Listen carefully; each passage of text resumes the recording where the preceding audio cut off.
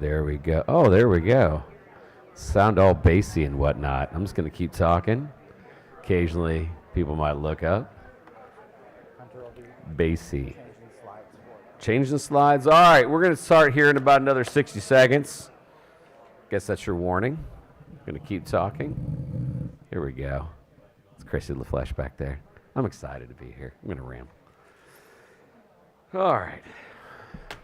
Also forgot my readers. Since I was here last year, I've developed farsightedness.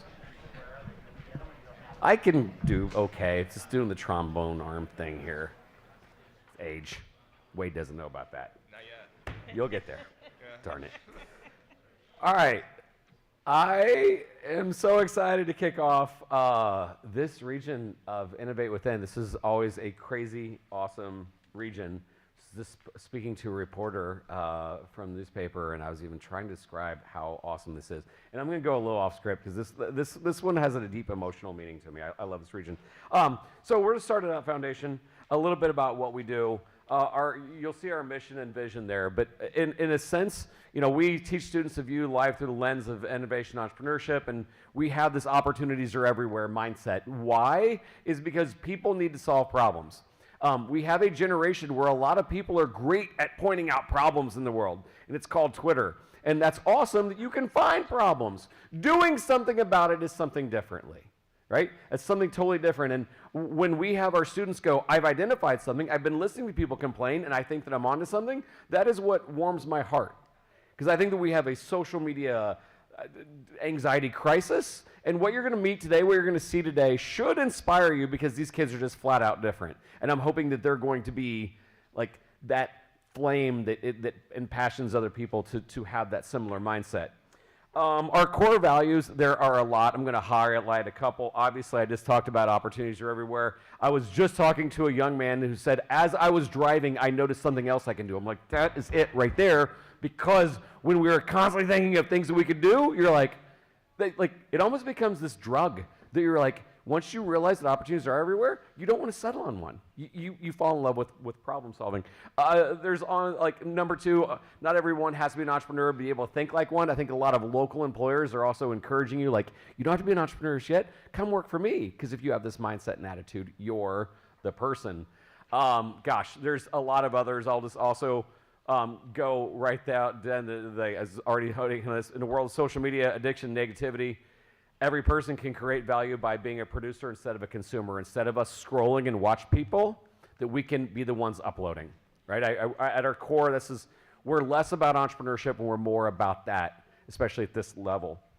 The other thing here is we have this, next slide please, we have this Innovation Educator Fellowship, of which we have several representatives. This is where I'm seriously like, look around. Please, if you're an educator under a fellowship, please stand up, please, please. Yes, yes, yes, yes.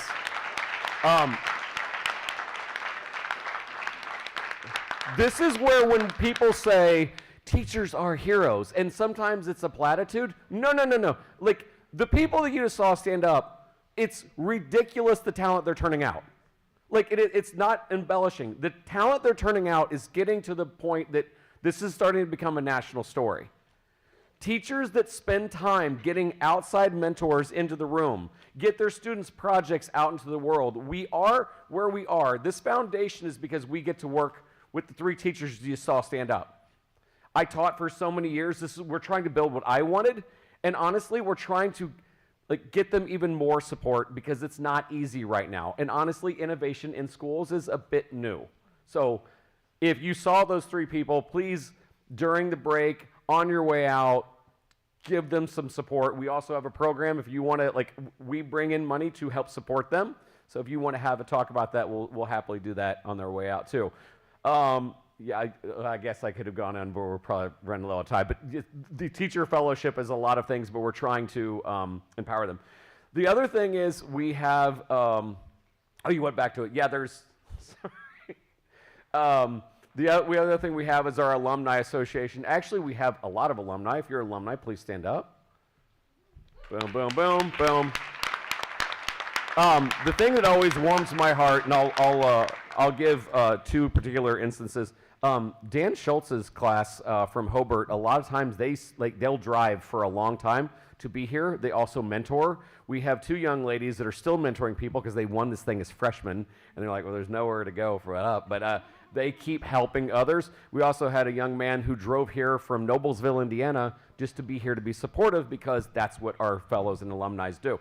But our Alumni Association, we've built up this unique network. We're always wanting to make introductions. And then quite frankly, as a parent of 3, right, Mom doesn't want to see you go home. I'm wanting this Alumni Association. We can introduce you to people from Austin, Boston, and San Francisco, but we love you here. Yeah. And we would like for you to stay here and set up these ecosystems. So really our Alumni Association is to definitely make introductions, but keep you here because, Mom loves you. All right. Next slide, please. The other thing, it's not working. I will ad-lib. Okay, so the other thing we have here is our timeline, and we went blue. That's all right. We kicked off this process. Oh, there we go. We kicked off this process at the beginning of the school year. There we go. And the process, and by the way, thank you students who are telling me that I've seen your face a lot this year. We have curriculum where a lot of times we have it in short bite-sized chunks. So sometimes you'll get a 5-minute video from this guy or somebody else on my team. And we, throughout the year, no matter what you teach, want to make sure that you see a problem as an opportunity. Those students then start identifying problems throughout the school year. Up until February, we had around 3,000 applications. Yikes. We boil it down to the top 10 for each region. By the way, this is one of the most competitive regions. So if you're here, sincerely, you're one of rarefied air. And then from there, you are where we see today. In April, we have these regional competitions. We do 6 of them in 10 days, and we're at the halfway point now. From there, we will announce a winner, and that winner also, the people that didn't win, be on standby because we have 4 at large. So 6 regions plus 4 at large because the second place, sometimes it's a razor thin margin. From there, the winners in the top 10 know in May till June. We get a little workshop time. We want to make sure you're better prepared. The state finals is in downtown Indy at Butler University. If you come to the state finals, it's a juggernaut of awesome. It surpasses everyone's expectations every year. After the state competition, by the way, if you're a top 10 finalist, you're also guaranteed to go on our trip. This year we're going to Washington, D.C., all expenses paid. The student does not. We're also taking some teachers as well, but that is June 25th through 28th. So that is our timeline of events. All right. Want to say a big, big, big thank you to Purdue Northwest for being our sponsors. Also, I could go really emotional on Society of Innovators and how they have created this culture and support, and what they do is nothing short of amazing. Jason Williams this community is lucky to have them.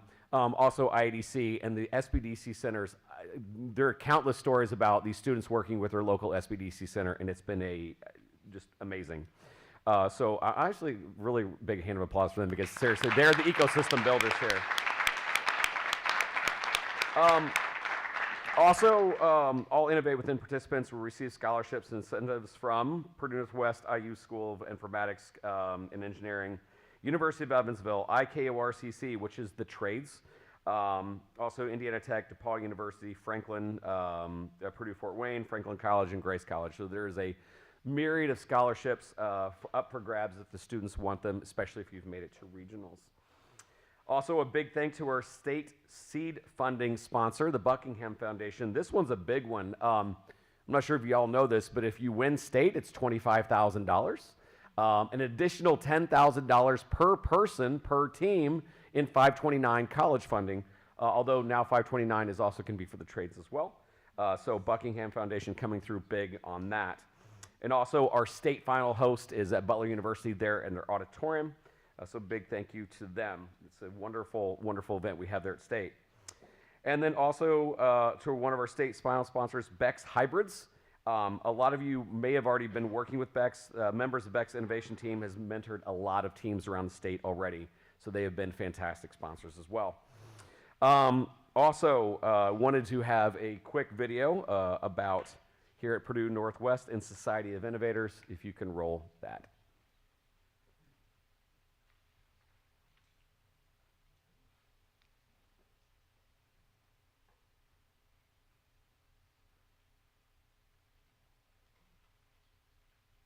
Hello, and welcome to Purdue University Northwest. We are a premier metropolitan university located in Northwest Indiana within the greater Chicago footprint. PNW is dedicated to empowering transformational change in our students and our communities. My name is Jason Williams, Assistant Director for the Society of Innovators of PNW. Our organization is dedicated to driving economic and community development in Northwest Indiana through entrepreneurship and innovation. It's important for Purdue University Northwest to support young innovators because they have such creative minds, and that is the future of our economy. The more we can do to support that innovation and give it a platform to thrive, it helps all of us, and it's going to benefit the way Northwest Indiana evolves. We don't know what the next technologies will be, but it's probably locked in the mind of a high school student right now. Dare to dream, and we can help make those dreams a reality. At PNW's mission, vision, core value, innovation is one of the key words. The reason is our university committed to solve real world problems. We do a lot of applied research. And now, because changing world and rapid growth technologies, you need more innovation. I always tell students, dream big, be open-minded, always think a different perspective. Well, one of the strategic goals of Purdue University Northwest is to foster innovation and entrepreneurship. And part of the reason is that it generates the economic development in the region. And that means that new companies, new jobs, new investment. I think this is the great time for any high school students to consider Purdue University Northwest because it does foster creativity and innovation. It has the resource, faculty resource. It's an outstanding facilities for laboratories, so they can be creative and they can come with innovative ideas. That Purdue Northwest is the place to go, where they can actually thrive in terms of creativity and innovation. Purdue University Northwest right now have some programs in the emerging areas, artificial intelligence, for example, cybersecurity, and the decarbonization aspect of it. So I think it is an exciting time for high school students to consider Purdue University Northwest because they can actually do things which will interest them, and down the road it will be for the good of the society and the world. Innovate Within is a statewide business pitch competition, but we know that there's something special happening here in Northwest Indiana. We look forward to hearing all of the region finalists as they present the solutions to the problems Far too often we hear people talking about investing in high school students as a means to invest in tomorrow's leaders. Well, we know that by hosting Innovate Within, we get a chance to see today's leaders sharing their ideas for today's problems. One of the exciting elements of serving as the host for the Innovate Within region competition is that PNW is able to offer several incentives to any of the students participating in this year's Innovate Within.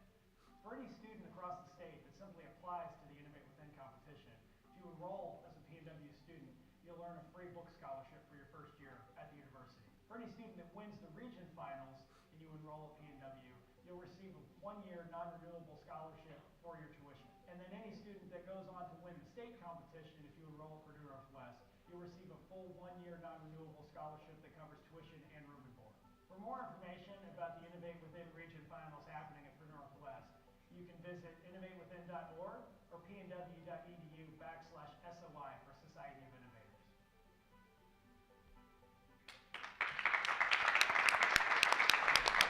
With that, I want to welcome up Jason Williams to the stage. And as he comes on up, Jason, if you can come up, you can say a few words. And then I just want to introduce Jason Williams real quick. Jason, I want to say a few words. This has been set up so well that Jason is one of the originals that really got this going. So I didn't want to put you on the spot, but I wanted to call him up. The fact that, yes, everything you heard him say, this ecosystem has been really set up by Jason's Society of Innovators. So thank you so much, Jason. I didn't know if we want to say a few words? Yeah. Okay, sure. Yeah, well, thank you, Don. And yeah, I mean, personally, this means a lot. Always exciting to be able to host Innovate Within and hear from today's students. But yeah, this goes way back. Even I was in Indianapolis for years prior to my move up here 5 years ago, and have been able to work with Don since he was a teacher at Noblesville High School down in central Indiana. So it's just been awesome to follow that journey. But now, obviously, here in my role at PNW and helping run Society of Innovators, as you saw in the video, our organization helps drive innovation and entrepreneurship here in Northwest Indiana. And one of the exciting arms of all the programs that we do is helping support all the various youth programs. Obviously, you heard some of the bullet points already in the video and from Don. I just wanted to highlight a couple things that I think really can't be understated, and that's really just the ecosystem of support that is happening here in Northwest Indiana. We've already seen some of the teachers represented in the room, but beyond those teachers, there's even more schools and more organizations in the community helping support these students and these teachers that culminate in outlets like today.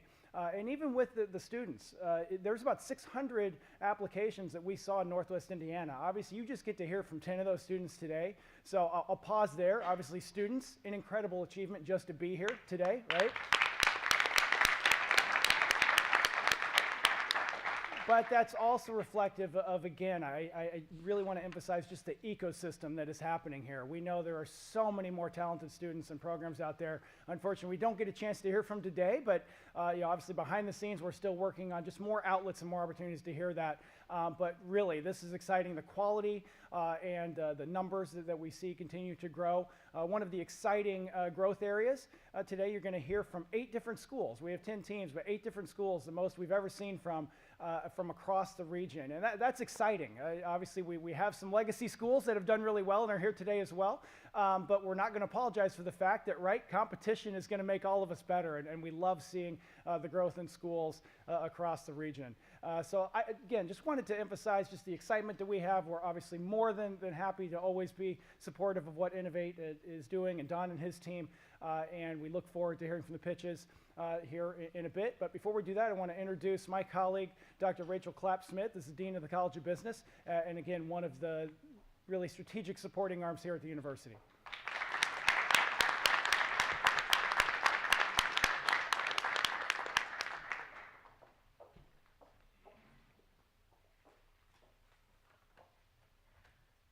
Good morning. Good morning. That was pretty good. As Jason mentioned, my name is Rachel Clapp-Smith, and I'm serving as the Teddy Jacoby Dean of the College of Business here at PNW. And it really is my honor to welcome you this morning and to thank Innovate Within for its amazing work. Truly, it is inspiring to see the innovation that has happened, and you can really see the difference and how the ecosystem has emerged and evolved over the last few years. So thank you for all you do. I feel incredibly privileged that our college and our university has the opportunity to collaborate and sponsor for this event. It is critical to our mission. In the College of Business, we are where opportunities for future transformation are created and where meaningful careers are launched. What better way to pursue this mission than to collaborate with Innovate WithIN and do activities like this? It's a recognition that this is kind of the fertile ground for entrepreneurship, and it's our duty and our responsibility to help cultivate that. So whatever we can do to foster innovation and foster entrepreneurship in the region is very important to us, and I feel lucky to be here, so thank you. We live in an era of rapid change. So think about 5 years, think back. Were we talking about ChatGPT and AI then? And brilliant ideas to come out, to get tested, to get feedback, to get mentoring. These are all the amazing pieces of this organization. And again, I feel incredibly honored that we are able to be part of that process. I'm really looking forward to seeing the students who are pitching today in their future careers. I know I'm probably going to see a CEO, a future change maker, a future business leader. I actually got a chance to chat earlier when I first arrived with one of our winners from a few years ago.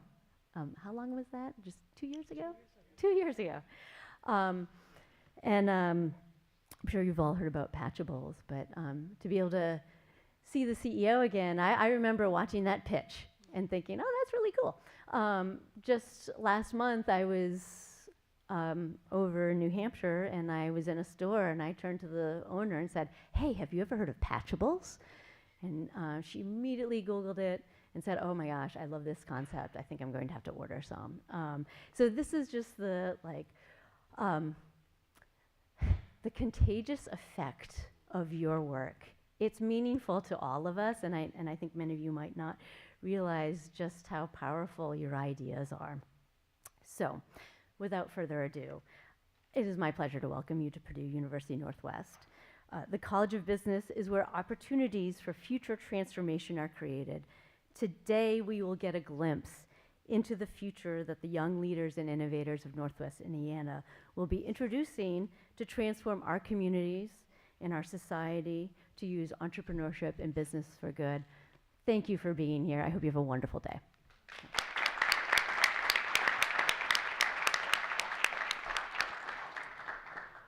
All right. This time I'd like to introduce the judges to today's competition. If you guys can go from, let's go right to left, and you guys introduce yourselves. Good morning, everyone, and welcome to PNW. My name is Kristen Burton. I'm the Assistant Professor of Entrepreneurship at Purdue University in the College of Business. So welcome, and thank you all for being here. Good morning, my friends. My name is Wade. I'm the CEO of We Create Media, and I don't need to tell you about me, but I'm just telling you today, have fun, excited to be here. The pressure's off. You've done the preparation work. Today's the day to celebrate. So go get them. I'm Wade, and I'm here with Ann. Good morning. I am Anne Marie Murphy. I am the Associate State Director for Indiana's SBDC and a serial entrepreneur. And just like Wade just said, it's not about me, it's about you guys, and he's right. Have fun. You did the hard work to get here. Good morning, everybody. I'm Kurt Bowers. I'm a Vice President of Commercial Banking with Wintrust, Indiana.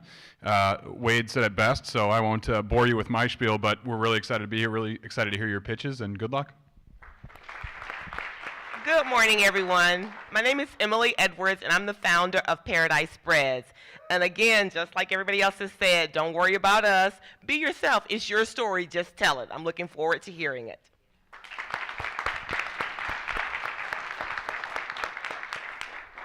It's also a big hand because you guys have got some hard decisions to make. All right.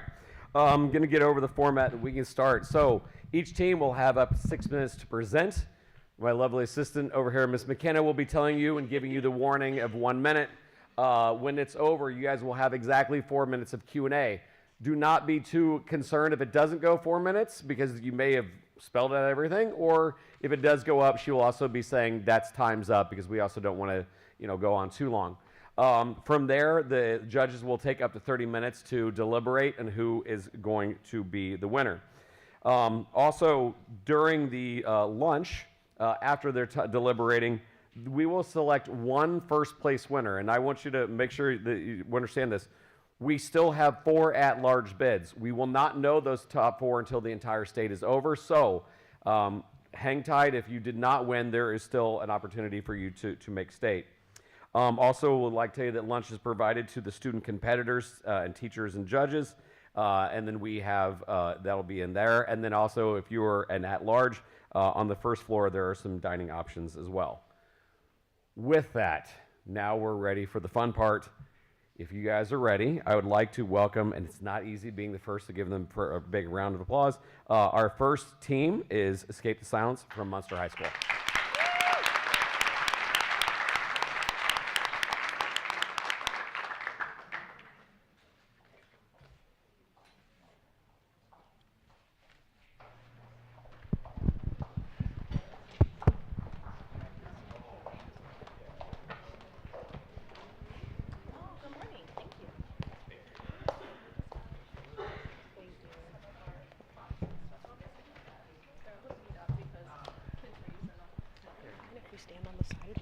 Just stand on either side of the stage. Yeah, that way. Should have told you that.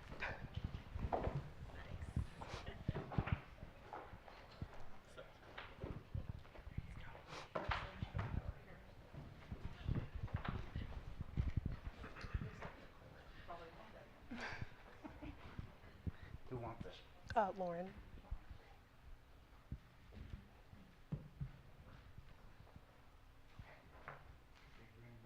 Forward, little red button, go back. Okay? Got it.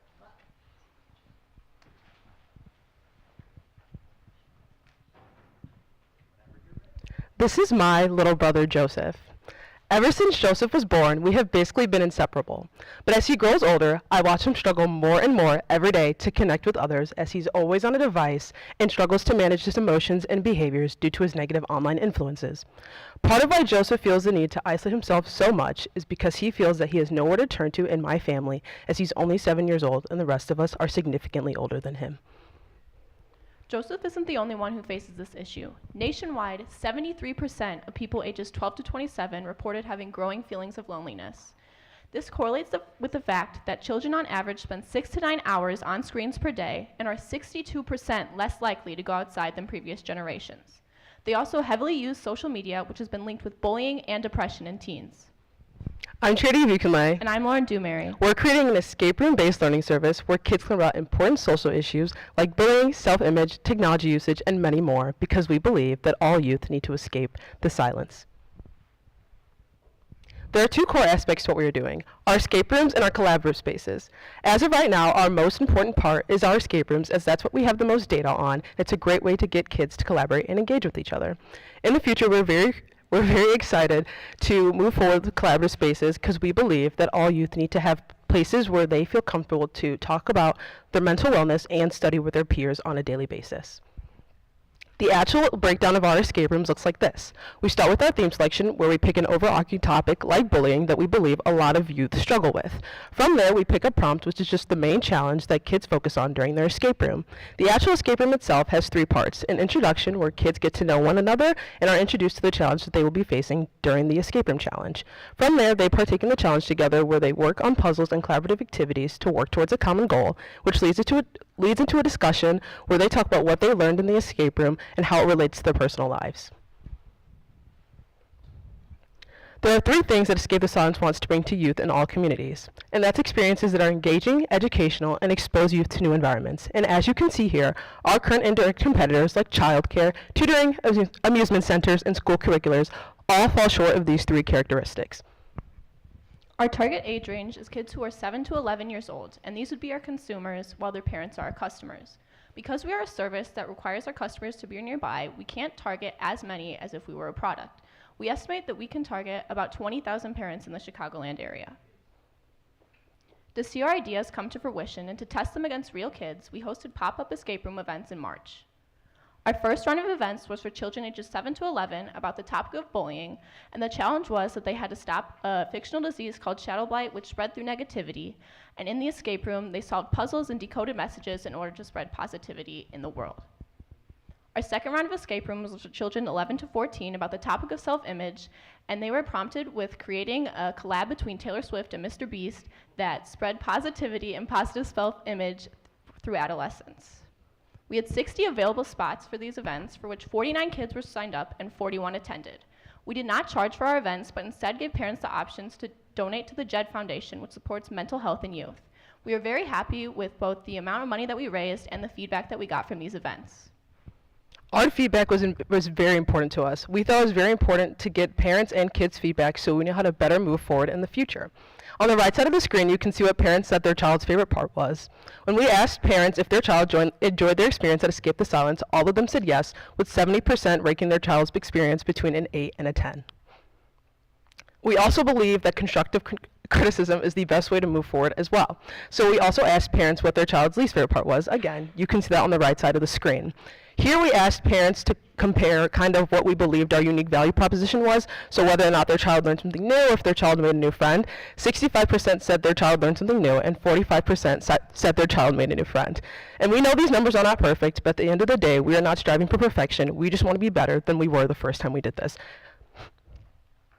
We also know it's very important to get insights about the future, since this is something that's very hard to kind of idealize when it comes to the fact that it is a service. So we just want to be able to streamline this as best as possible when we move towards the future. So we asked parents about pricing and visits per month. So based off the data that we got, we think we're going to charge at $20 or lower every time we host one of these, and want to give kids the opportunity to visit 1 to 2 times per month. And I know I just said that we would charge 20 or under, but we would love to be a nonprofit in the future because we don't believe that any child's financial background should stop them from having experiences like this. So with the information from the test events, we used it to contact our local parks and recreation departments and set up dates for us to host more pop-up events in the summer. And we've also been consulting experts in education and running a nonprofit, such as Carrie Au and Ken Berry, and have been contacting the kids from the original escape rooms to get feedback. We want to host a second round of test events in May, so that we can use this information to run our pop-up events smoothly and make sure we have all the feedback we need to continue them, hopefully throughout the fall and the spring. And then by summer of 2025, we want to have a clear idea of what Escape the Silence is, whether that be a mobile service or a physical in-person location. With the money from this competition, we would first and foremost like to spend it on our summer materials so that we can make sure our events run as smoothly as possible and all the kids have a great experience.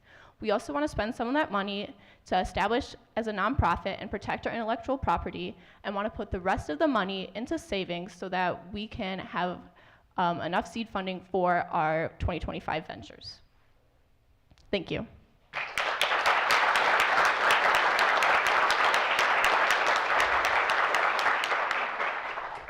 Go charity, go Lauren!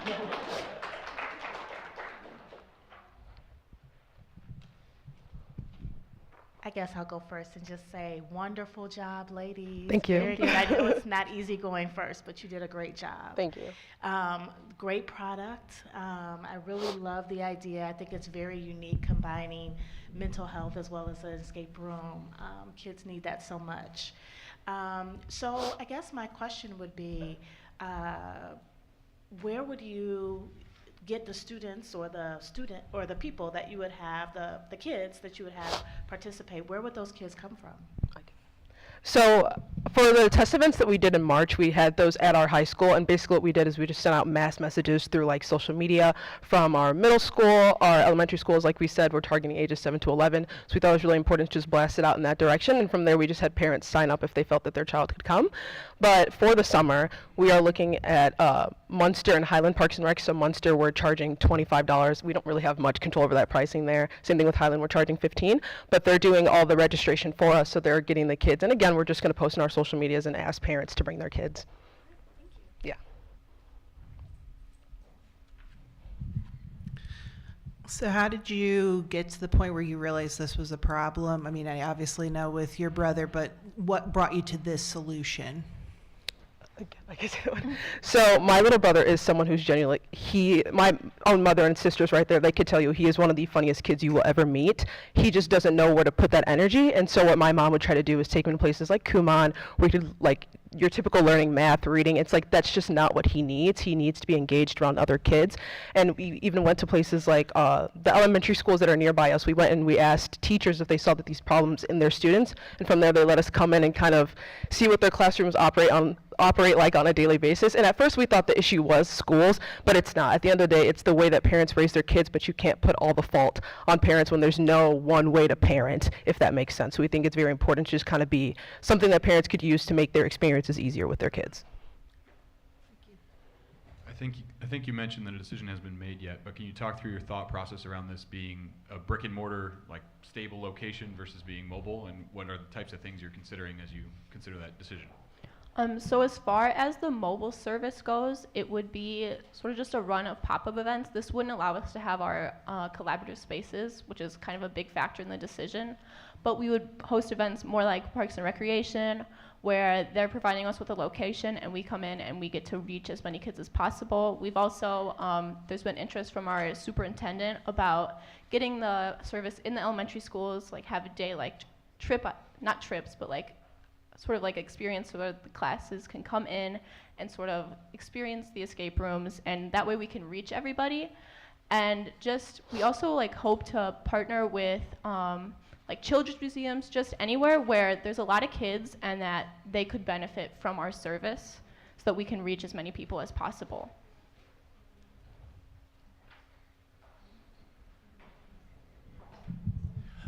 I don't have any questions. Oh, sorry, Emily. Excellent presentation. My question is, you're doing pop-ups right now, so, and the reason why I'm asking this is because I'm a former therapist and you're talking about social issues.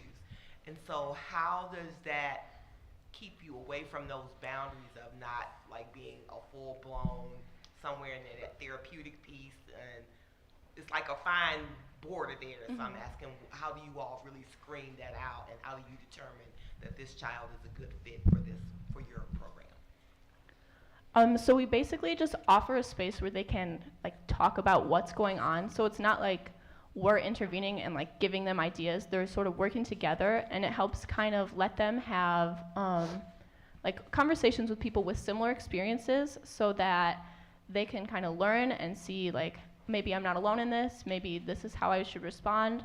But it just gives them like a place where they can feel comfortable. And then like as far as actually like deciding on topics for our escape rooms, me and Charity looked back at our own personal lives, like when we were in elementary school, seeing the problems we faced. And then we've been having sort of like focus groups with some of the kids we met at the escape rooms, and we've been asking them like about what kind of problems they see on a daily basis, what they think is an important issue for kids in their generation and kids like them.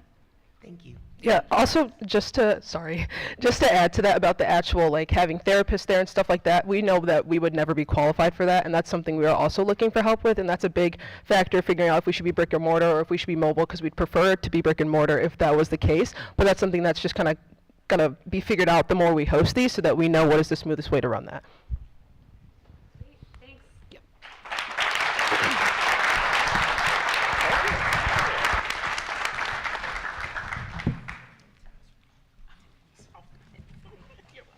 Great job. What a good big sister. So before we move on to our next team, I just want to take a moment to introduce myself. My name is Kevin Shamel. I'm the Director of Programming here at the STARTedUP Foundation. The three main programs which we've touched on, one being the Alumni Association, the other being the the Educator Fellowship, and the third being Innovate WithIN. I've had the privilege of working with these 10 teams over the last 6 weeks. We were able to have a regional meetup via Zoom and of course weekly communication. So I think it's important to understand that these teams today, these 8 teams have had about 6 weeks to prepare for this. Due to some unforeseen circumstances, 2 teams dropped out of the competition, and the team that's going to be coming up here next has had exactly 1 week to prepare. So I think it's important that we recognize Mr. Schultz for helping us pull this off, and more importantly, our next team to come up to the stage is going to be Team Safe Trips from Hobart High School.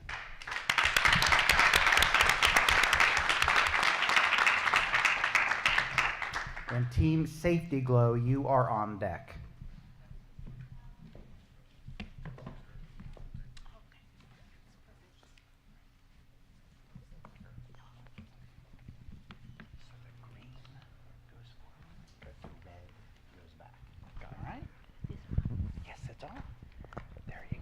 You can either both stand on one side or you can be on either side, whichever you prefer, okay?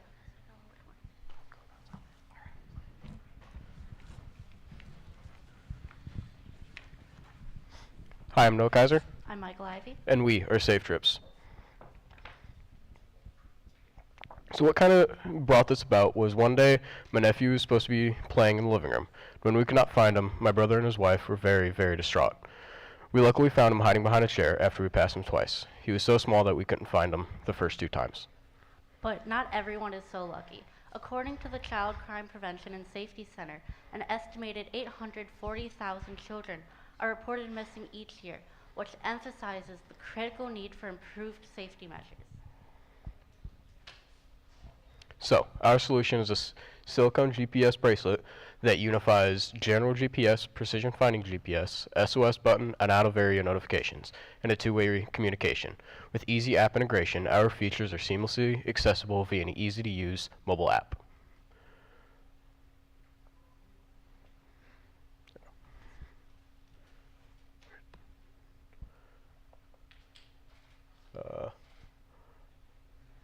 So our target markets are schools, parents, and other public businesses like Deep River or Boy Scout troops. So this is our app. Let's dive a little bit deeper into it.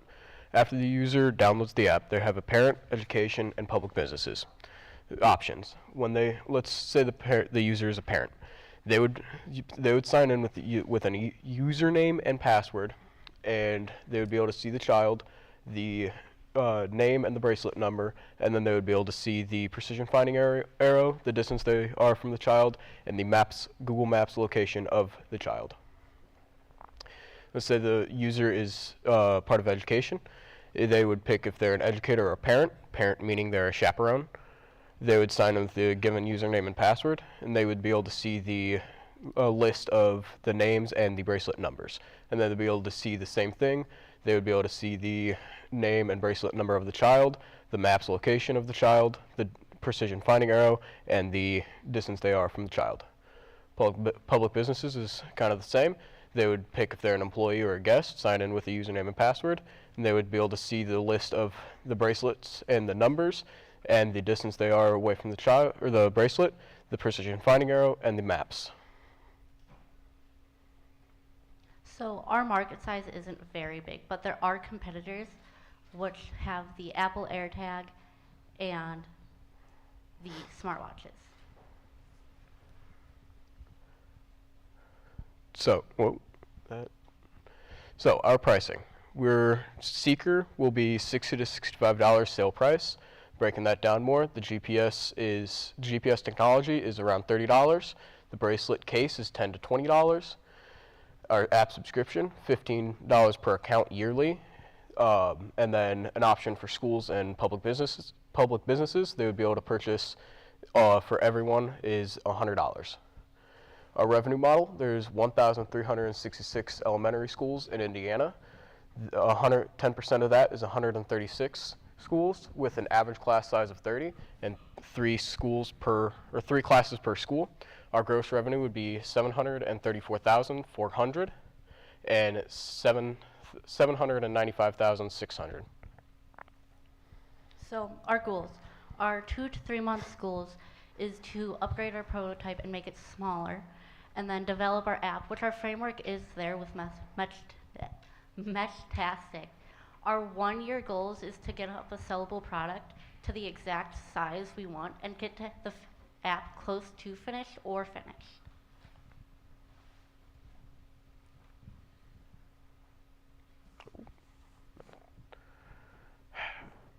Sorry. It's stuck. Oh. I don't know what it did.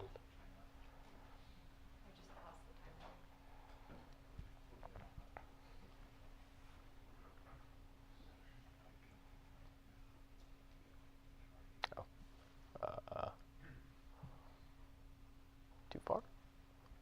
Okay. I'm going to restart it, or I'm going to start where I paused. Okay. So what would we do with $1,000? We would get more technology, which it's $30 per node. The prototype is the node. We would get multiple nodes. We'd also get, for lack of better terms, a hacker node, which we would try to find issues in the program and then patch those, so there's no way of those coming up again.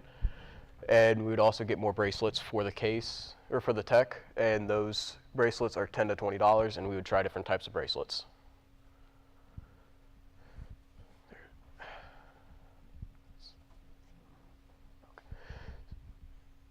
So we did a survey. We found that it varied from 25 to 70. We have around 85% said yes to their being a parent. Around 75 said that they would purchase this product. About 70% said that they do think this would increase the safety on field trips. Thank you for listening today.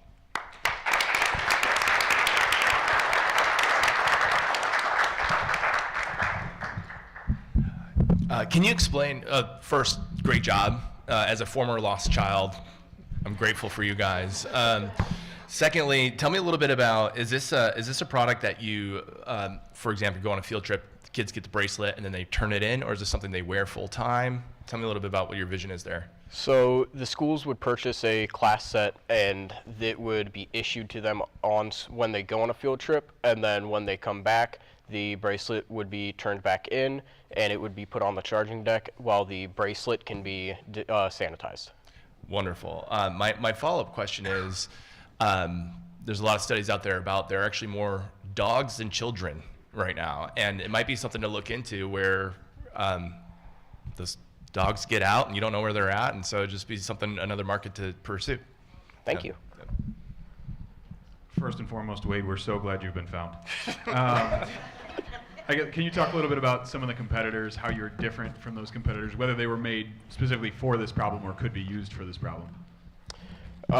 So our competitors are Apple AirTag and smartwatches, which the smartwatches, they have different type of features, like they can test your heart rate and different things like that.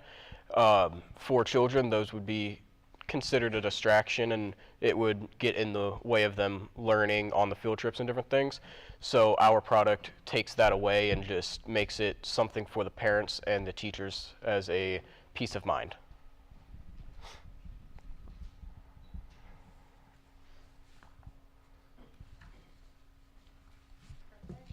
Great, are we good? Great. Thank you, guys. Good job, guys.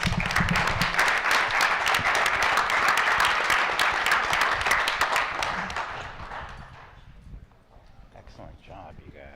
We did a study for the Parks Department. There are more children per capita than, I'm sorry, there are more dogs per capita than children in Valparaiso. Okay.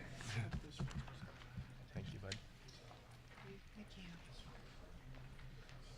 Our next team is going to be Team Safety Glow from Hanover Central High School. Scent Seal is on deck.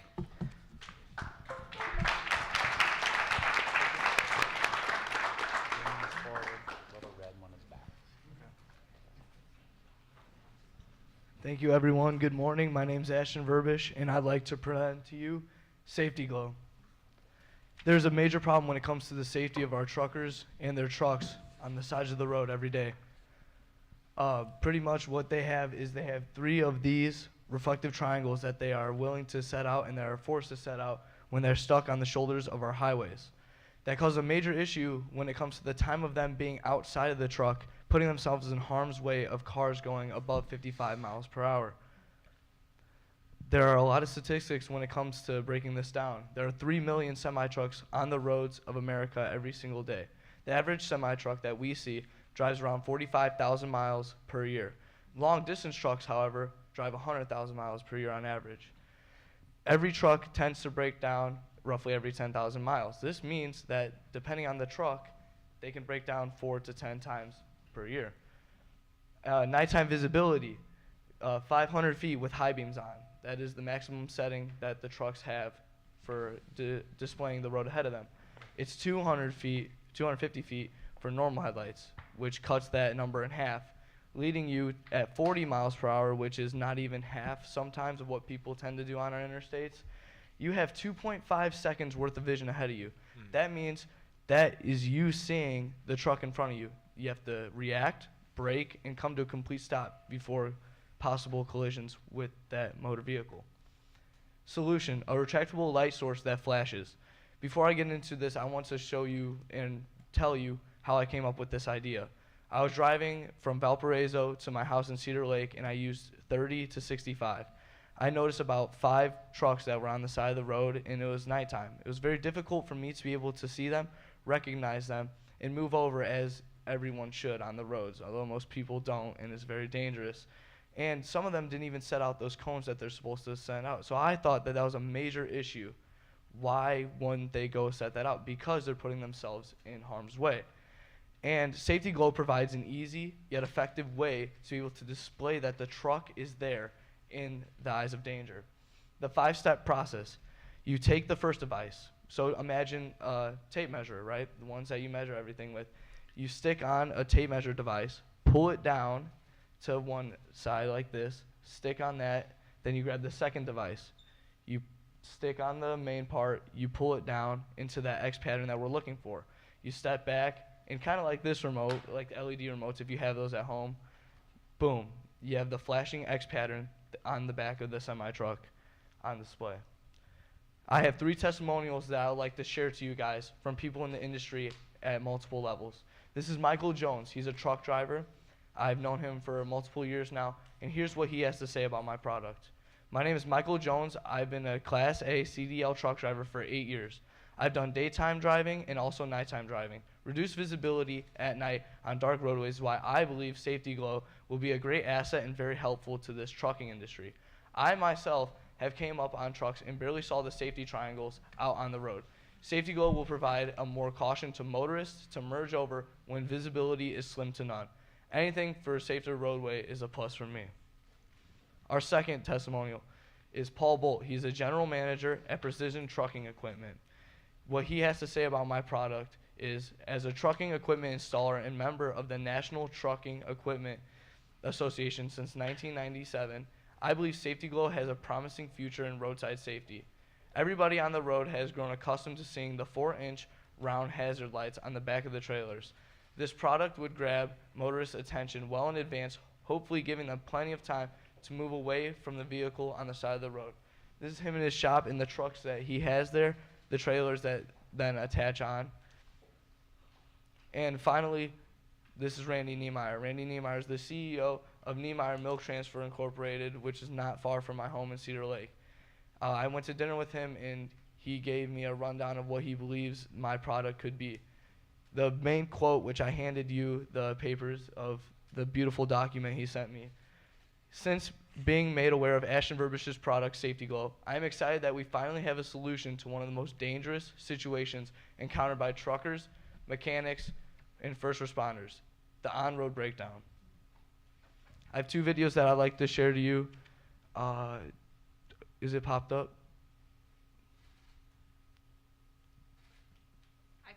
Okay, thank you. This is what it would look like displayed on the back of the trailer. I put it on my garage door, and due to safety concerns of this has never been seen on trailers before, so distracting other drivers on the road I feel like would be very dangerous. I didn't want to cause an accident while I filmed the second video that you'll see in a second. This is me traveling on a road in Crown Point, Indiana. I'm coming up to the right side. You will see a trailer on the shoulder of this road. I put the trailer there to display how difficult it can be to see these trucks. Here I'm only doing about 50 miles an hour, but when you're on the major interstates, especially here in Indiana, it causes a major issue when seeing them, especially when they don't have much light to display. Thank you very much.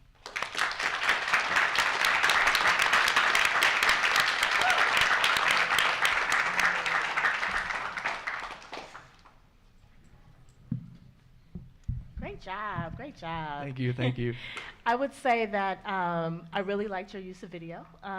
Very good. It was great to actually get a visualization of what the trucks look like on the road. So that was very innovative. So thank you.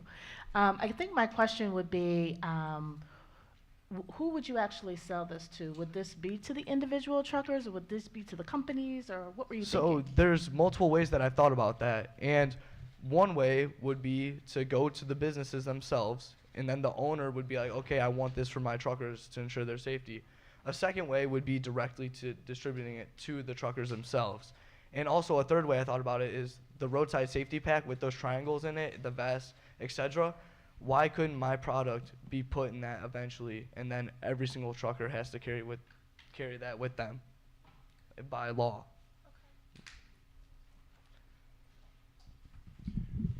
I don't know if I heard anything about the cost. What does that look like for you? Okay, so pretty much the cost would look like is I had the prototype correct, and that cost me roughly like $49.95 exactly. And the cost would vary just because when you're producing something at that level, the cost goes down because you're doing it en masse. So it was very difficult for me to find a cost structure like that due to the fact that I just have the prototype there. And also, if you wanted to find out, because I know the previous team mentioned 10% of the market, and 10% of the market for me, it would be like $154 million, if you guys wanted to know that as well. Great. Thank you.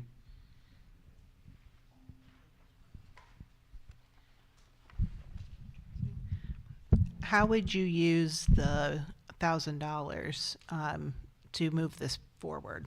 So specifically for the $1,000, I would definitely want to create something, because the prototype is not something that you are able to stick on there yet. It was for me to create a visual of what it's supposed to be. So with that $1,000, then I could definitely be able to have a prototype that would be perfect, that I could literally just have here right now, and I could display exactly how it would work. So that is mainly where my focus would be, getting that $1,000.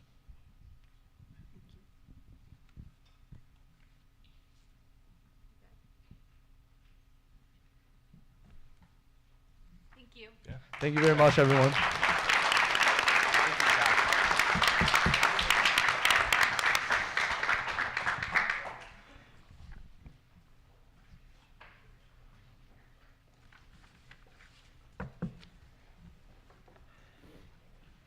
Okay, so our next team up is from Munster High School. Please welcome to the stage Scent Seal.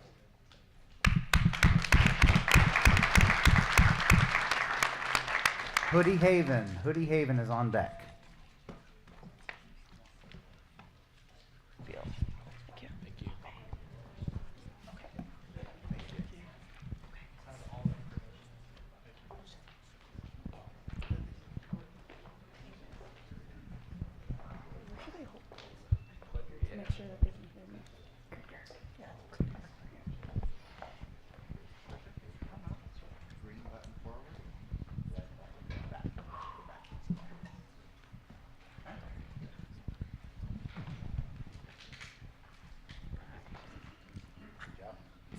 All right, so we are Sensu. So I want you all to think about, what do people first notice when meeting someone? Now, you might be thinking their smile, their hair, or even their clothing. But there's actually one more, and that's scent. Yes, scent. Believe it or not, scent is among the top 5 factors that people first notice when meeting someone, according to research published by the Stefano Research and Restoration Center based in Bedford, New Hampshire. Now, scent has not only been linked to that idea, but it's also been psychologically linked to the concept of confidence, which, upon first learning that, I thought it was interesting, obviously, but it was hard for me to conceptualize in the real world. That's until I thought about the time of my first date. Imagine little me in middle school sneaking into my parents' room to use my dad's expensive cologne in hopes to boost my confidence, but also in hopes that my at the time crush would take notice.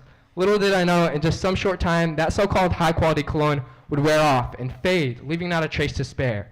But what if there was a way to hold on to that spark of confidence? Well, now there is. My name is Nabil Rabi, and I'm the CEO of Sensu. My name is Fifi Pirak. I am the CFO. And I'm Brooke Weatherly, the CMO. Now, really quick, here is our deck guide to help you follow with our presentation. Also, judges, a hard copy of this can be found in your folders. So the main problem we are tackling is certain fragrances have low longevity, projectivity, and are not gentle to our skin. Now, what is longevity? What is projectivity? Well, longevity is how long a scent noticeably lasts, while projectivity is how well a scent radiates off the skin while stationary.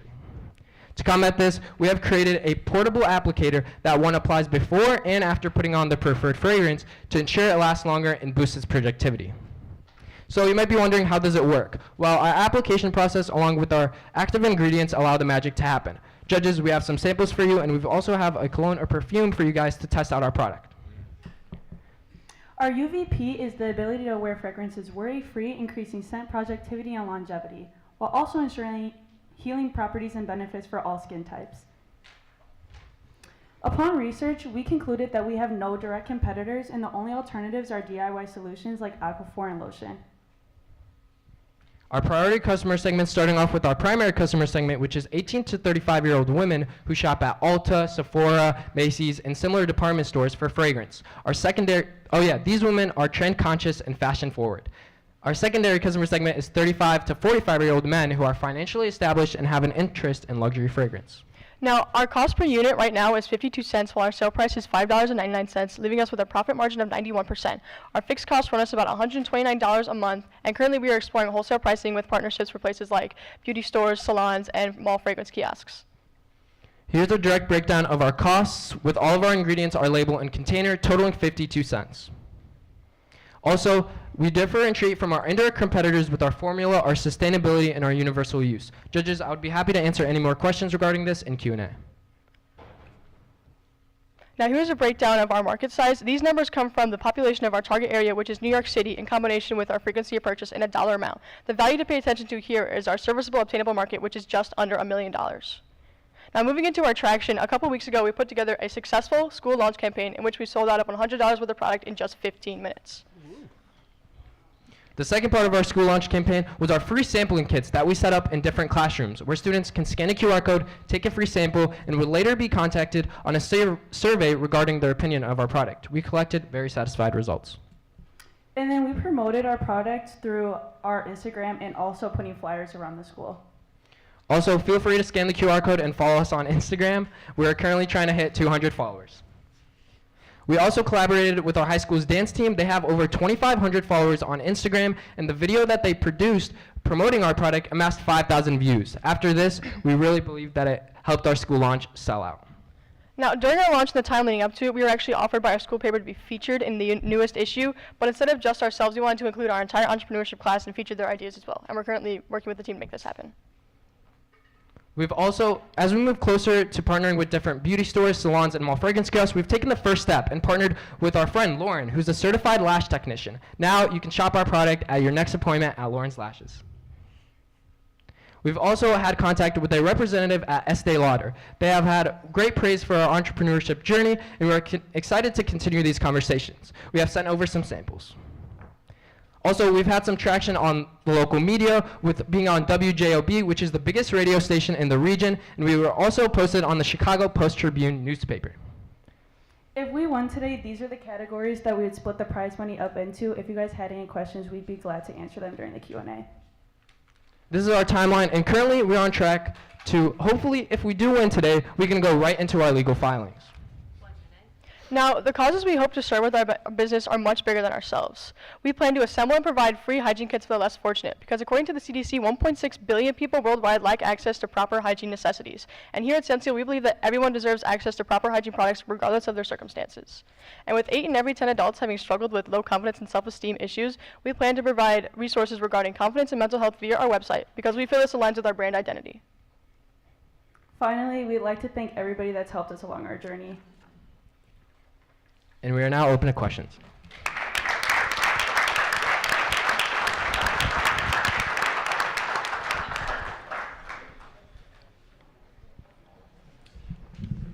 Hey, well, wonderful job. Thank you. I feel like I need to put music behind you guys because it's like great rhythm. Everything was awesome.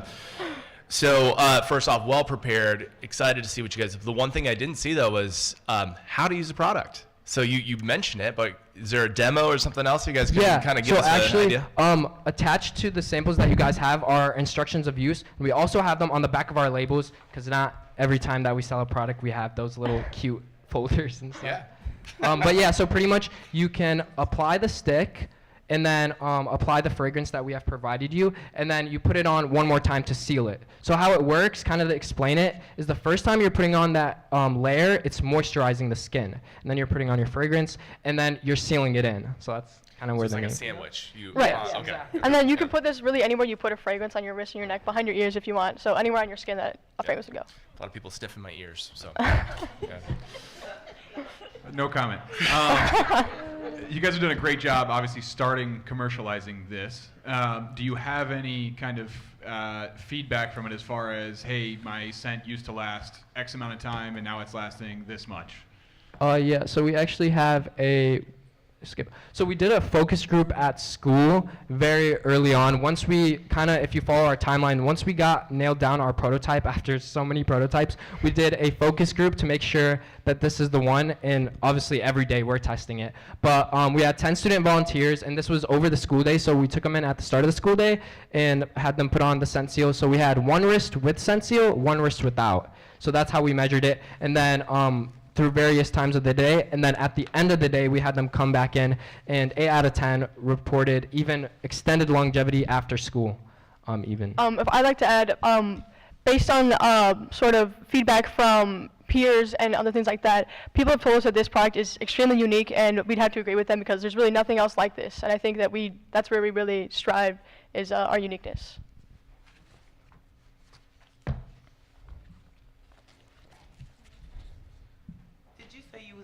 Conversations with Estee Lauder? Yeah, so we can't speak too much on it now, but it's been really exciting. We sent over some samples, and hopefully to London, by the way, to London. So we're excited to keep those conversations going. We'll see where it goes, and yeah, we're really pumped about it. What is some of the feedback from your target audience? So far, our target audiences, we've had like our teachers, but also our parents try it, which is like kind of that older. I'm not gonna say that. Kind of that demographic. But yeah, they've been really happy, and great feedback from them. Yeah. Hey, congratulations, guys. Good job. Okay. Thank you so much. Also, one more.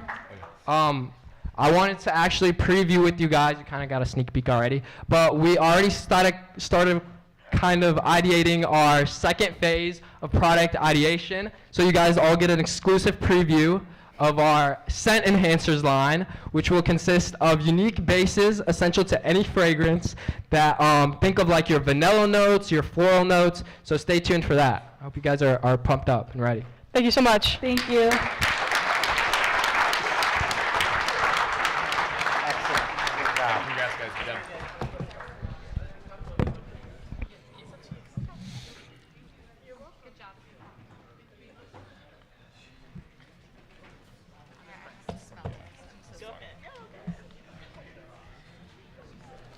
Sealing bad odor as well. All right, we're going to give our judges a few last moments to write some feedback down for our team from Munster. Hey, the restaurant was Square Root. Square root, yeah. All right. Get the pretzel. No, I had the Brussels sprouts. So good. Is that what was good? What? No, sorry, it's totally different. No. That's what's good. That's what I'm saying.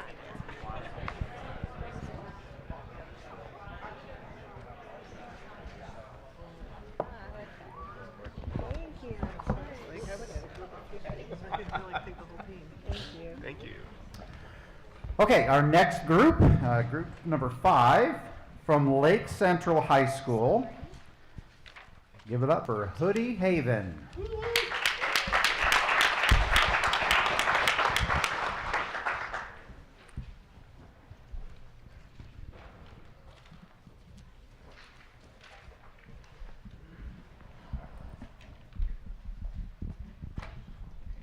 Hi, I'm Mia Holverson. I'm Lily Decker. And I'm Emma Slavina. And this is Hoodie Haven. Today we stand before you not just as high school students, but as innovators with a vision to revolutionize the way we face the challenges of everyday life.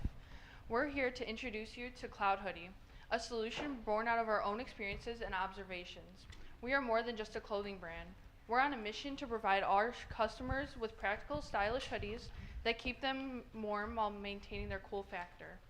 Picture this, a bustling high school hallway, students rushing to their next classes, backpacks slung over their shoulders, but notably absent are the bulky winter jackets that should shield us from the cold. Why? Because they're inconvenient, taking up precious space in our backpacks and leaving us shivering in the brisk air of the classroom. Traditional winter coats are impractical for our fast-paced school environment. With limited time between classes and no opportunity to access lockers, carrying around a hefty winter coat all day is just simply out of the question. But don't worry, because Cloud Hoodie is here to change that. Understanding the need for versatility and comfort, we've crafted Cloud Hoodie with multiple layers of functionality. Our outer layer boasts a soft sweater-like material for that classic hoodie feel, while the inner layer features our signature puffer material with merino wool, a material known for its insulation and breathability. It's strategically baffled to ensure long hours of even distribution of warmth and ensuring and eliminating cold spots. And let's not forget about our Performance Microflex compression fabric, offering a snug yet flexible fit for all-day comfort. Our hoodies provide the perfect balance of coziness and functionality. Here are some of our real-life responses that we received. I like the comfort more than just a hoodie that I can wear all day. I don't like carrying it with me when I take it off. I'll get too hot when I wear my winter coat when I drive.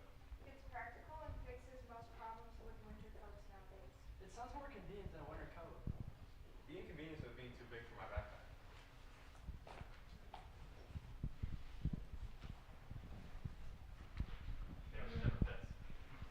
Now let's talk numbers. It costs $87 to make one Cloud Hoodie, and with a healthy profit margin of 20%, they will be sold for $105 each. With two different target markets, which are parents of school-aged children and college-age students, the market potential is immense. What sets us apart from the competition is not just our product, but our approach. We've listened to the needs of our fellow students, and we've designed a hoodie that not only keeps you warm, but also keeps you comfortable throughout the day. In addition to our innovative design, we've added features like a hidden zipper vent to ensure you have great ventilation throughout the entire day in a long classroom.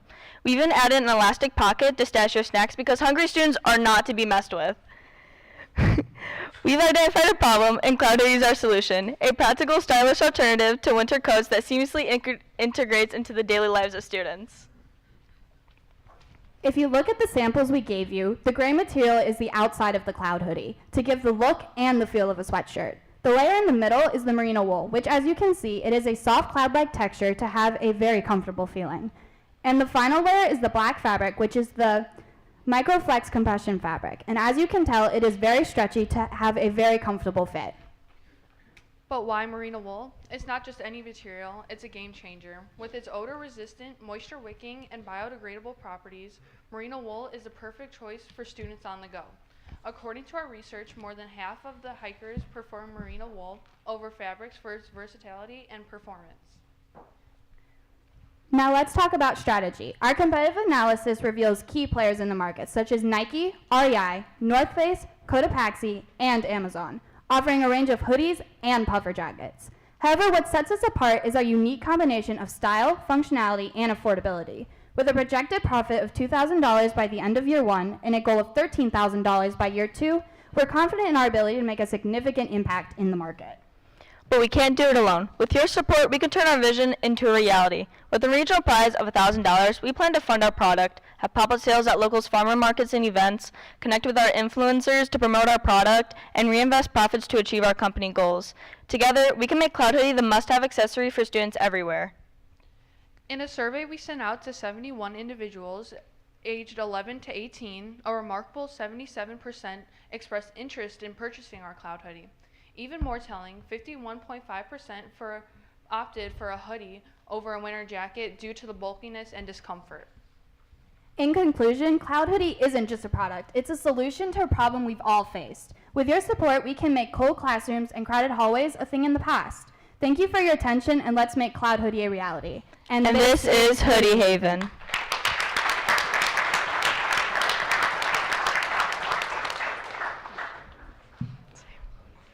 ladies. Congratulations. Very great product.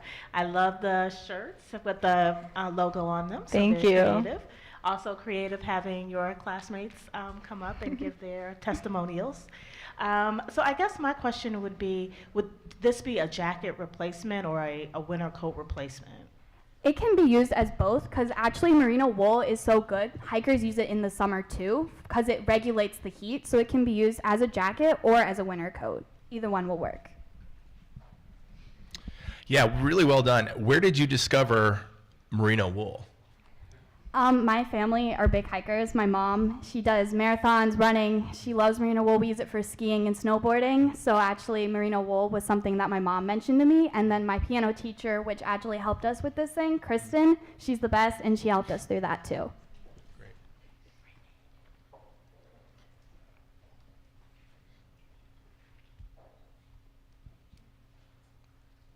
any other questions? We're good. Perfect. Great job, guys. Way to go.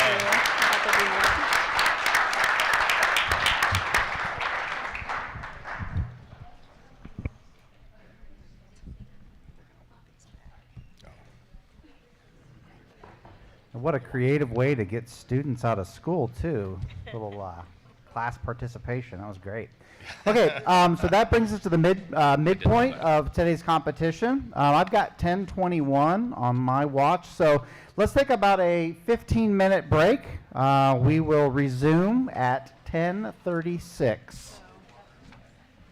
There's coffee and water and cookies in the back.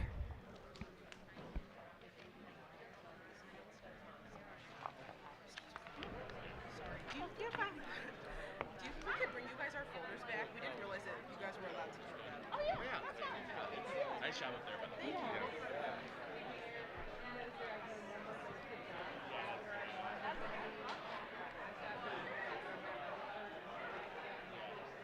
Yeah. No, it was really fun.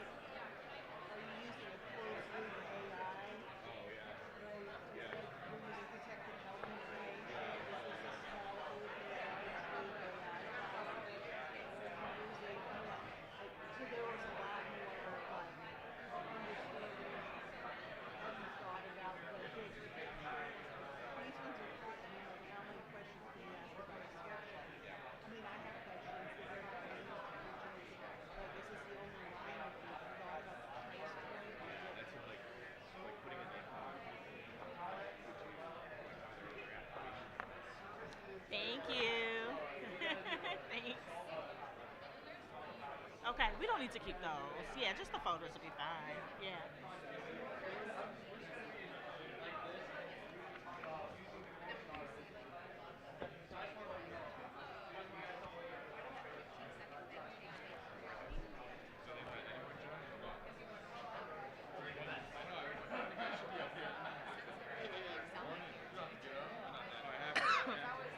Otherwise, you just tower over me, and I get a bump here.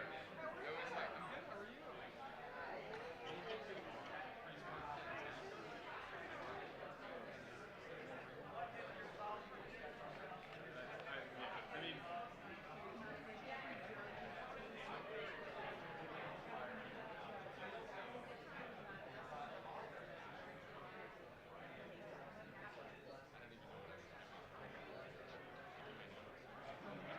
running into people on the football field. Yes, right. Making myself less smart.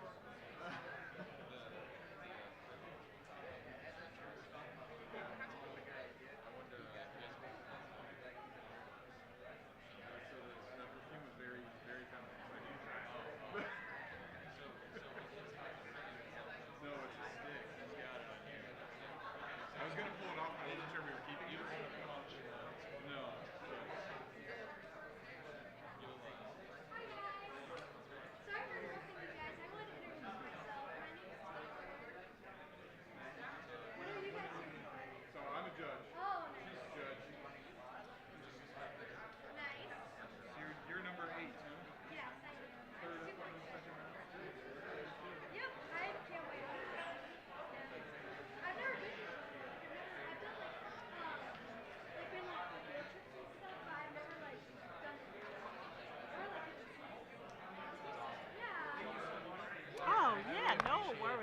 have any feedback to give me?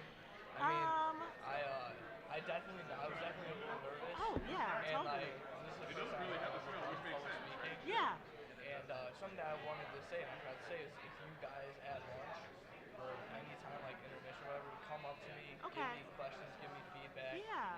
I really like the concept. I think safety is always number one. I liked, the lights. Maybe to see them on a truck, but it was still really good. Yeah, we were just worried like if we put it and then we distract someone else. Yes. It was just like, so what do I do? Yes, no, but it was good, So and I just liked the wanted to give you, video. like, a visual of like everything. Yeah, it was Thank you very so good. much. Yeah. And keep Can I doing jump it. in here Keep real doing quick, it. too? Hey. So, young man, Hey.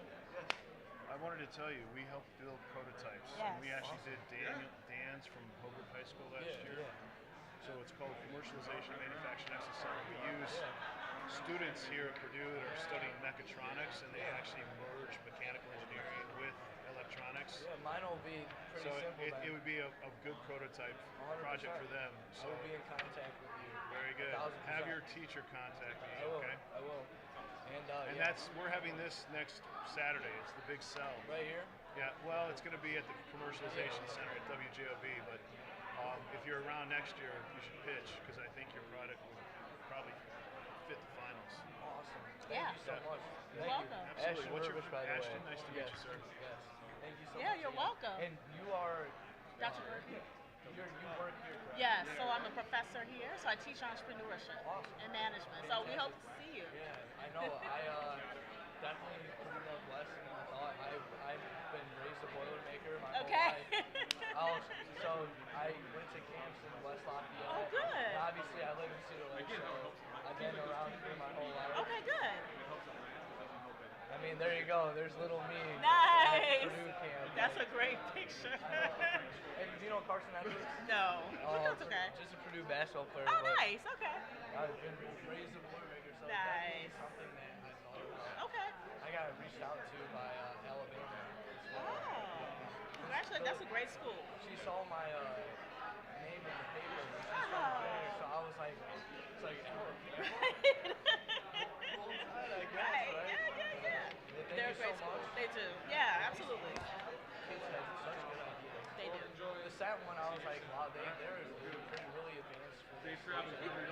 They are. And I was just, this is awesome. Yes. Good. I'm glad you're here. And what school? Hanover Central. Hanover. Yes. Good. Glad to have you. Yeah, this is the first year that we've even had a second year business class. Wow. Okay. So a lot of firsts for us. Like that's our whole class, our whole Okay. business class. Right Okay. Nice. Us, just us five. So. Okay. Well, congratulations again. You did a great job. I wanted to really give you guys something that was different. Yeah. Because I knew that there was like obviously the executive summary. Yes. And that laid out everything you need to know statistically. So I wanted to just sell my idea to you. Yes. And that's what I wanted to be different. Yes. And you were different, as you can see. Yeah, because I was like, they're doing like they're having the pieces of executive summary. I was like, my goal is to sell them my idea. Yes. And I hope I did that well. You did, and I love, like I said, I love the video and how you really brought it home with that. Yeah. So that was good. Yeah. And then, how'd you feel about the testimonials? 'Cause that was something that I was like the thinking- testimonials, but I feel like reading them might have been too much. Yeah. Only because it took up your time Yeah. that you could have talked about other things that were in the rubric. Yeah, 100%. Yeah. And, But it was still really good. I mean, something with the testimonials is I like the, and something that why I wanted to implement it is because there's three people at three different levels. Yes. The truck driver, someone who's working on the trucks, and then an owner of a business. yes. So Next time, though, just put it in the handouts. Yeah. Because we read those too. Yeah, So. that's something that was so conflicting to me. Yeah. And something else I thought about is, well, people that are here in the crowd and who would be in the crowd. I feel like the testimonies are doing the lights and they're Yeah. actually interested in That's true. Yes. But yeah, It was a great job. It was a great job. You're welcome. hopefully to see you around. Yes, hopefully. Oh, nice. Yeah, that's the new building. Nice. Good. All right. 30 minutes. It reduces your anxiety and brings back your confidence, so you could have those perfect handshakes and give those confident, great presentations. So unique value. We made the sweat reliever very sleek and portable so you can carry it on you 24/7. We will also have customizable designs such as colors and even logos. We avoid the use of cream and lotion to keep away from that unwanted residue. We also last longer than other alternatives. And then how are we innovating this field? We're innovating this field with how the product works itself and our secret formula, which is molecular sieve. Molecular sieve absorbs water molecules that are smaller than the effective diameter of its pores. Or not nerd talk, it's really good at taking sweat off your hand. It dries your hands to that perfect natural complexion without overly drying and cracking your skin. So for product comparison, as you can see, our two big competitors, Carpe and Sweatblock, as I said earlier, we're the only dry solution on the market right now. We're also very portable, as Sweatblock is as well, but it's just too much work to open it. Then once you use it, where are you going to put the wipe? We're also longer lasting, and we're the only solution that is under $15. The only thing that we do not offer is full body coverage, as we're just focusing on sweaty and clammy hands. So our first adopters, we're obviously going to look into those who have hyperhidrosis, but along with these people, we want to target those college graduates who are just coming out and doing their first job interviews and are getting those anxiety and anxious nerves and having those sweaty hands. So our marketing strategy, we've done a few pop-up stands in the past to get our name out there, and then we want to do endorsed commissions so companies can put their logos on our sweat relievers, and then just overall word of mouth. And then what traction have we gained so far? So actually last Friday at IUN, we made our first official sales, and they went great. We sold out of all the stock we brought there, and we made over $200 of revenue. There we also got an email list for anyone who was interested in any further notifications with our company. We're also looking into working with a local rock climbing gym because we think our product could be used in the sports market or anywhere where you just need dry hands, and we think we would really succeed in that area. And then lastly, we're working on growing our social medias. Our Instagram actually has over 1,000 followers already, and we're hopefully going to use all of this media and all this attention to grow into an e-commerce platform such as Amazon. So breaking down our cost and revenue, we're looking at 29 cents of just raw materials. We're looking at $95 to $125 an hour for manufacturing. And based off our sales at IUN, sold at $10 a unit, we made $9.71 per unit. And then from Innovate, we learned that having market validation is very important, so we made a 4-step market research validation plan. Our first 2 steps we've actually completed, which were preparing for manufacturing and investing in our product and manufacturing. When it comes to actually manufacturing, right now we're making our products by hand, but in the soon future, we'll be working with Stitchworks. We're just getting all the particulars settled out, which is our manufacturer down in Indy. Right now, we're testing at different price points, which we tested at the $10 price range at IUN, which worked well. We made a lot of profit. But hopefully we could find either that's our best price or a better price to make us the most optimal revenue. And then hopefully in the end, we're going to reach market validation.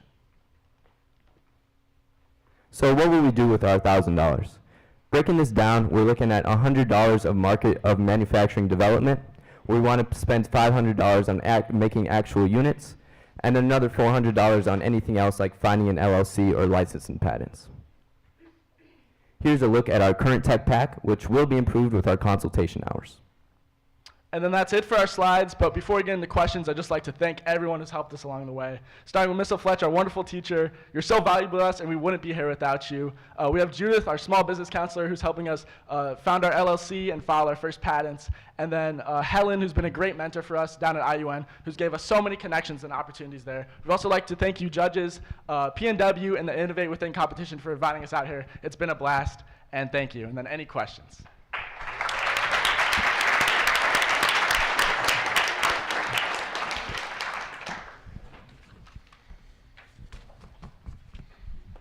I'll start. Hey, great name, by the way. Like, really cool branding. I like, for those of you who don't see it, it says "You Rock" on the packaging. Just really creative, thoughtful, great presentation. My hands are so dry right now. I'll shake everybody's hand here later. You can see it for yourself. Yeah, so I love, tell me a little bit more about the branded side of this when you say you're putting logos on that, and tell me where you want to use that and how you see that applicable. I can take it. So when it comes to branding, really where we succeed in that is that outer layer of fabric could just all be like customized and designed. So actually, we were in contact with our school. They wanted to get our little like Mustang logo on all of them to give to teachers. So really, companies could either express themselves through our product, or we could have different designs so customers themselves can express themselves through their Ringo. We are also working with our mentor, Helen. She wants to buy 1,000 units to put their branded on it. No offense to PNW, but she wants to put IUN on it, obviously. But yeah, it's awesome. Thank you. Yeah. So I don't know if you, I don't know if you saw me, but I actually poured some water on my hands and put this in my hand. It did absorb the water without getting excessively dry. So great job on creating a product that really works. Thank you. I guess the question was, and you guys mentioned this a little bit, is there anything that prevents this technology from being used for full body? I know that you're focusing on the hands right now, but is there anything that prevents that in the future? Yeah, so first is just the logistics. It would be kind of hard to just like rub this everywhere. And also it would get pretty nasty pretty quick. You probably have to get new ones. Besides that, it's not like toxic or anything, but it's not safe for your eyes. We don't want to dry out your eyes, so on the package there it says keep away from your face and eyes just to keep your eyes safe.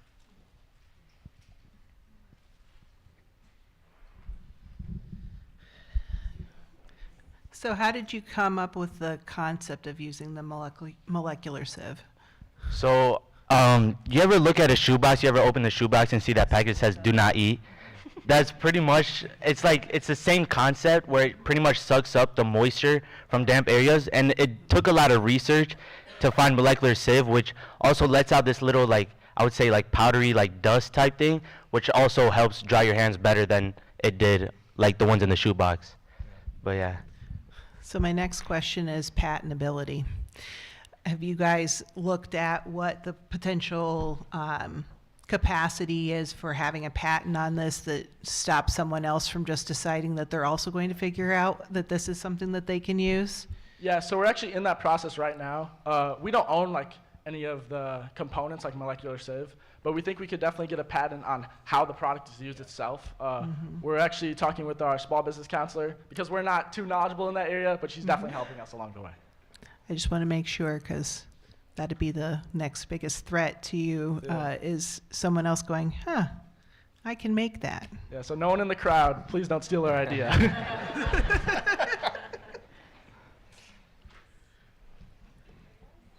Perfect, thank you guys. Thank you so much.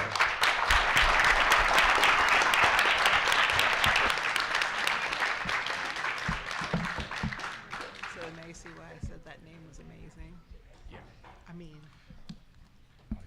It's great. Yeah. Okay.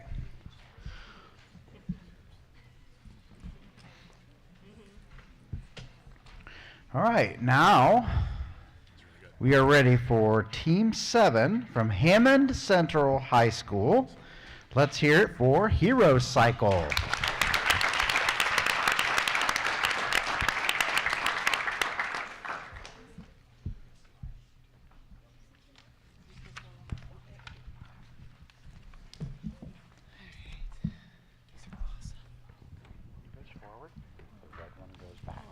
Okay. And you can just stand together, or you can stand on either side of the stage, whatever you're comfortable with. You want to stand up? All right, gotcha. Good morning. The Indiana Abstinence Bill is a bill passed by the Indiana Senate that believes that abstinence is the only sex education that students need. The Indiana Abstinence Bill only requires Indiana schools to teach about HPV, human papillomavirus. While going into the schools, we learned that many of these children do not know, sorry, I'm very nervous. Many children do not know about menstrual education as well. Lack of sex education goes into lack of menstrual education. How many of you know that a woman's cycle, and not just the days that she bleeds, is 28 days? How many of you know that there are only 3 STDs you can contract from a toilet seat? Now, by a show of hands, how many of you are uncomfortable? Oh, that's wonderful. Now let's talk periods. Our problem is single parents and people in general who do not know how to navigate the menstrual cycle or have knowledge about quality sex education. While going into the schools and talking with some of our students, we got to show boys how pads and tampons worked. And to say they were horrified was the least, to see how tampons worked. A lot of them did not have this knowledge, and even some girls didn't know how tampons worked. Our solution is to provide a subscription box that syncs with your flow, and it provides the menstrual cycle products, snacks, and a booklet for your education. Our solution helps, and it comes with your cycle. It's customized for you. You get to pick and customize what pads you like, and especially for young girls just starting their period, you don't know. A lot of us, even especially me growing up, my mom was like, hey, this is the brand we use. I'm just like, all right. So even now, as I'm older, I'm going around trying new period products and things. I mean, I still use the brand my mom gave me. It works. But a lot of us aren't taught to, just expand further and learn what works for us. And a lot of girls don't have someone to teach them about this as well.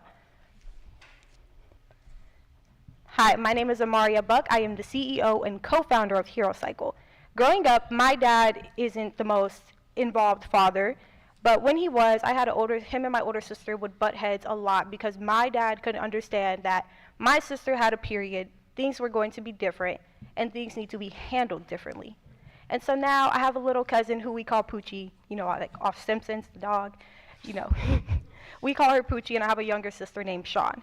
They're about to approach the age of menstruation. And while talking to my sister Sean's dad, they were getting frustrated. While talking to a lot of people that were about to be parents to girls that are just starting their periods, they were frustrated. They didn't want to hear this.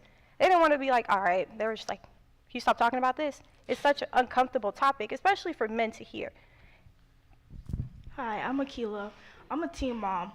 It wasn't normal for me growing up to talk to my people who I grew up with about my period, but I want for in the future, when my son has kids, I want it to be a normal thing for him to talk about. I don't want it to be an awkward situation because periods are normal. Our mission is to help single parents everywhere be able to comfort their daughters through puberty and the menstrual cycles while also providing a quality sex education to them. While we went around our school and surveyed a lot of teachers, even women in general, we went around talking to them, and a lot of them were about to have daughters that approached this age, and a lot of them didn't have the knowledge that things were different. They didn't even know the 4 stages of the 28-day cycle. And so our mission is to be able to provide not only their daughters this knowledge, but them as well. Our target market is single fathers, young women approaching the age of menstruation, and teenagers in need of quality sex education. While we went around, I got to go around and survey people. I called my family. I have a brother that lives in New Jersey. My sister that lives in Omaha. I got to go around and talk to them and ask them some of these questions about whether they knew this or not, and a lot of them said they didn't. Growing up, I moved around the Midwest a lot, and I received various different types of sex education, and a lot of them just consisted of them handing us around a panty liner and saying, this is what you use. And I mean, I don't know if anybody's seen a video, Don't Be Like Brenda, but Brenda was a teen parent. She was getting pregnant and things like that. They didn't tell us, this is what you do to prevent it. It was just abstinence. Abstinence is the only way to avoid this, and then especially with period education, they didn't teach us how to put on a panty liner. You just had to learn for yourself. Key features are comforting snacks, feminine products, menstrual education, a great bonding experience, and quality sex education. This is the cost structure of how much it would cost to buy everything in wholesale, adding up to $856.50 to be able to purchase all of this and get this out to the people that we need.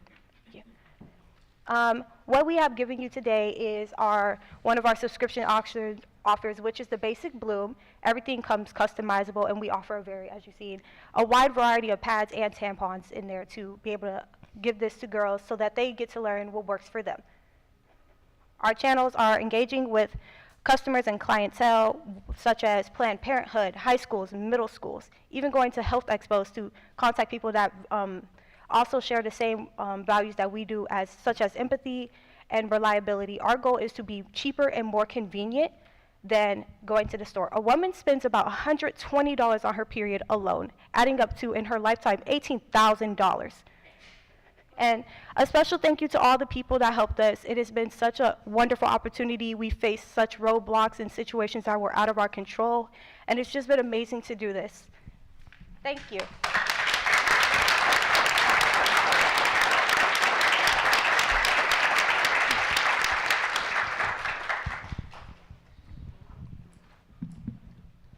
Thank you for the presentation. Absolutely wonderful and informative for all of the men in the room. I'm sure they're squirming in their seats, but very good. And I like the fact that you decided to do a subscription box, which means that they would get the, it's customized to them and they get it monthly, which is very nice. So you talked a little bit about, why you decided to do all of this, but what made you decide what to put in the box and, how to keep it fresh every month? A lot of women, I've heard a lot of girls at my school say that they have an irregular period, and just things in general. 2/3 of the population end up having to steal menstrual products, and a lot of girls don't know what type of pads and tampons I like. When we brought that box around, so many girls were like, "Ooh, can I take this one? I want to try that one. I want to try this," and it was just really wonderful to see them expand on rather than what they use normally.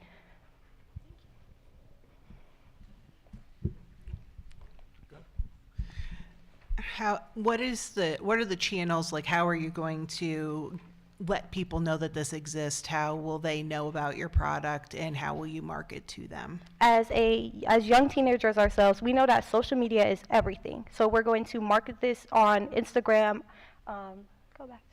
As you can see, we have Instagram, Twitter, TikTok, Facebook, things like that to go out there and be able to market ourselves in a more helpful way. Can you help me understand the cost difference? You talked about the standard amount that a woman would typically spend on this. You said $120. I'm not sure if that's monthly or what that is, but okay. Compared to the subscription box, and kind of how you thought about that. While researching and finding out, women spend about $20 alone on just basic pads and things, and between $73 to $113 on snacks. So in a week, that's $120 as a guesstimate that women spend. Our goal was to be cheaper and more reliable and convenient than going into a store, so that women don't have to spend that much and can go and just not have to go outside, and nobody wants to go outside on their period to stores. And to be able to get this to them in a safe and efficient way.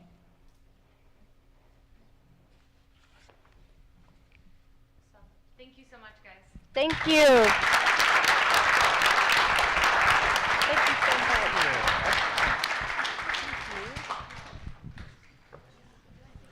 All right. We're going to take a few minutes here. Sorry. No, you're fine. I'm just going to let Don introduce it. Sure.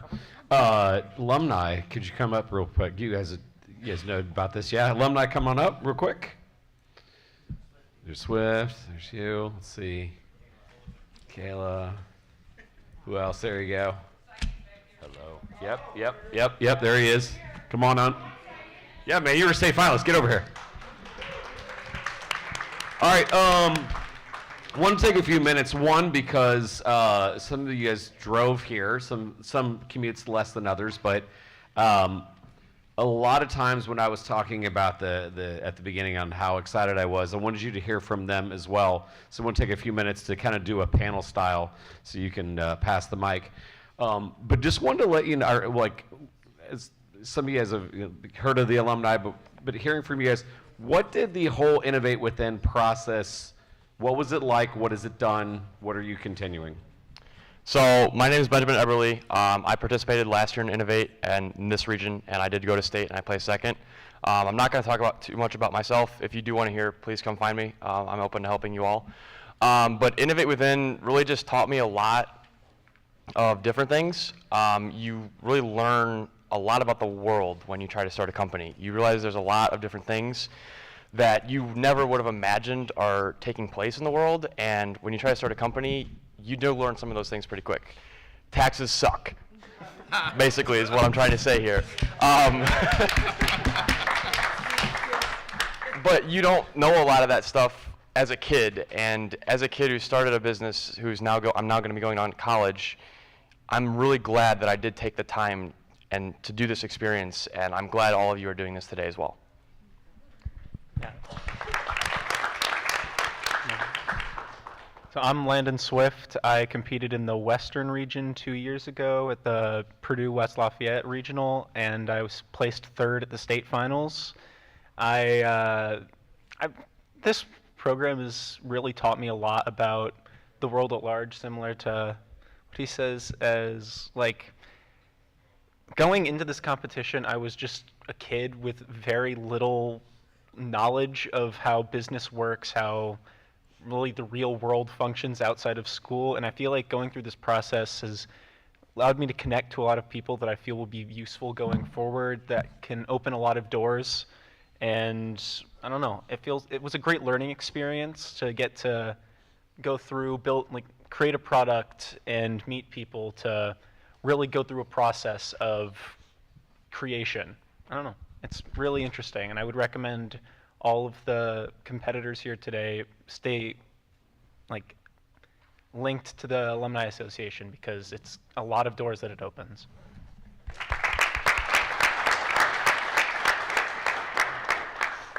Hi, I'm Kayla. I'm with Patchables, and we competed our freshman year in one state. And one of the biggest things I think I've taken away from Innovate WithIN is definitely connections, like he said. Not only the initial connections that you make with the people around you and the people who stick with you, like Don and the people from the STARTedUP Foundation, who are going to help you get to those places where you want to achieve great things, but also that skill of learning how to connect, whether you be in business or whether it be in life, knowing how to connect with people, knowing how to advocate for yourself and what you're doing really gets you to those high places, whether it's going to college, looking for internships, knowing how to have good communication skills will be beneficial to you throughout life. And I think just making those business connections now as you're in your youth really helps you, whether you continue your business, whether you get a job, or whether you just go to college, because you can look back on them, and if you stay connected to these people, it can really benefit you further in life.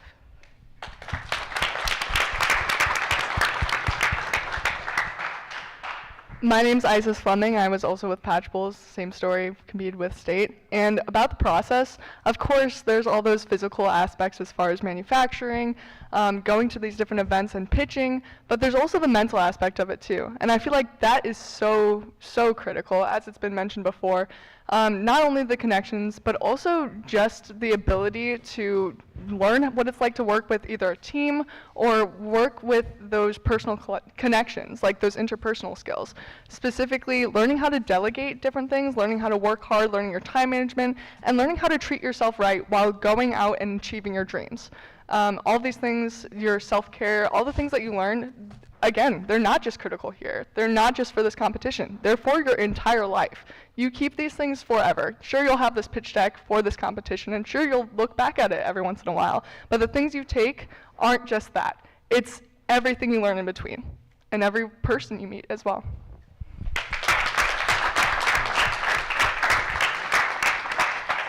Hello everyone, my name is Saeed Mohammed. I did a competition with them obviously last year. I got 3rd place in the state, but the interesting takeaway is the company that I actually pitched, I don't do that anymore.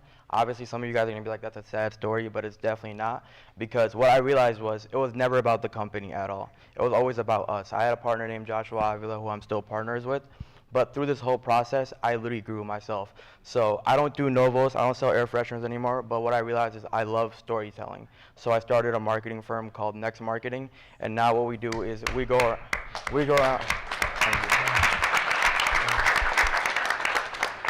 around in Northwest Indiana, and we literally help local businesses market on social media, and that's what I love doing.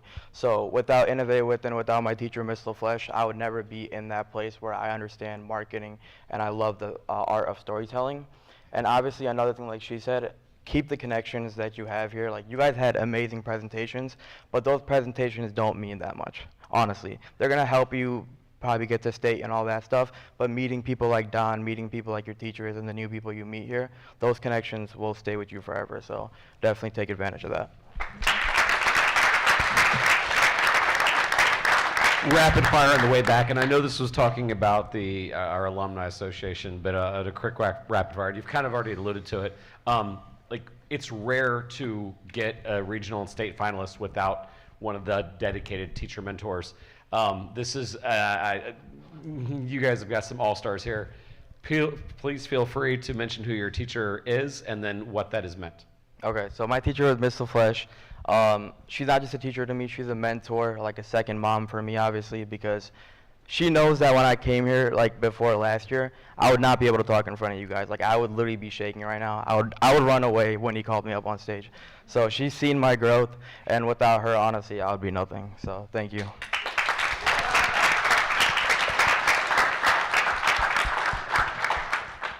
Mr. Schultz is my mentor. He's from Hobart, and he has spent so much time with us. I feel like sometimes he knows me better than myself.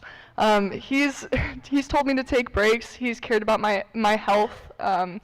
Like even on days where I had been sleep deprived, even in class, like not even just working on business, just in class, just being a good teacher, came up, tapped me on the shoulder, and was like, hey, it's okay, you can go and you can take the time that you need and recover. And it's not just the aspect of the business. Of course, he stayed long nights, he looked over the pitches over and over again, gave me advice, even when I was like upset, he was there for me. And his connection through Innovate WithIN and just as a teacher has meant so much more to me than I feel like I could even put into words. He's a great teacher. He spent so many nights and deserves so much credit than I could ever give him.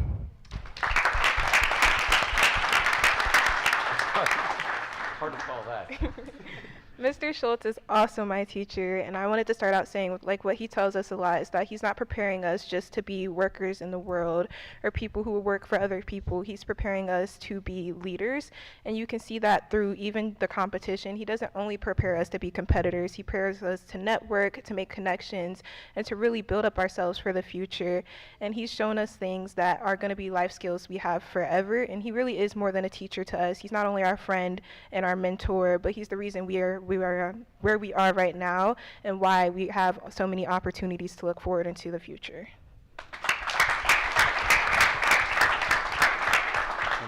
My teacher's not here right now because he's 3 hours away teaching a classroom full of high schoolers in Noblesville, but he's Andy Wilkins. He's honestly one of the best teachers I've ever had. I was in his classroom for 3 years doing engineering classes at Noblesville. He taught me so much about all the tools, tips that I would be using going forward. And he was a great mentor coming into the competition. Don knows him. He probably worked with him for a bit. And yeah, he's a great teacher. He's a great mentor. He taught us a lot. And he does a fantastic job juggling so many students and attending to like all of their needs in the classroom and beyond. So for me, I'm a little bit different than these students because I didn't do this in a specific class for a grade. This was really for me a passion project, and I also had Mr. Schultz. So just the fact that he would take the time out of his classes to work with me. He wasn't grading my work. He didn't even have to help me, but he still took the time to help me, and he still to this day takes the time to help me. And just the best thing I can say about him is he always pushes you to be better. Like you think you've made a huge step, and maybe you have, but he will always say, okay, what's next? What's the next step? Is it packaging? Is it finding a new person to work with? What's the next step? That's the greatest thing I can say about him is he really pushes you to be better than you think you can even be.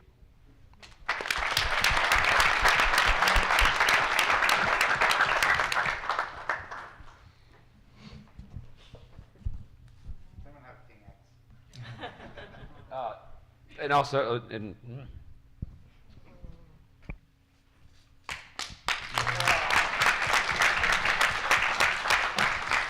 fair time, also, like in talk, gosh, Dawn, I keep calling you Dawn. Raise your hand. You also brought a lot of students with you, also in a fellowship. Like in talking to our students, these teachers are building that culture, right? Like, and I'll say this: when we have this kind of discussion in every other region, these teachers are in that region. We're trying to find that teacher. When I call schools, I'm like, I'm not looking for a teacher. I'm looking for the teacher, because like they're talking about the above and beyond. It's this kind of culture we're trying to build. Everyone here is saying what they want to do beyond the classroom. I don't even know like the amount of time and attention that he was packaged ready to go. He was working on a thing that Mr. Wilkins helped him to get people in wheelchairs to get better onboarding resources for Southwest Airlines and airplanes in general. You guys are a national story about like who you're employing and how you're going about it. And then again, your journey of in the process of wanting to grow something, I realized what I wanted to do even more. man, it's this kind of culture, and I know we're supposed to talk about the Alumni Association, but the Alumni Association doesn't exist without educators like this who deserve your support. So, not trying to make a sales pitch, but this is why we do what we do, and this is why I wanted to give you guys the opportunity to thank your teacher. Thank you much. We will now go back to the pitch competition. Thank you so much for taking it.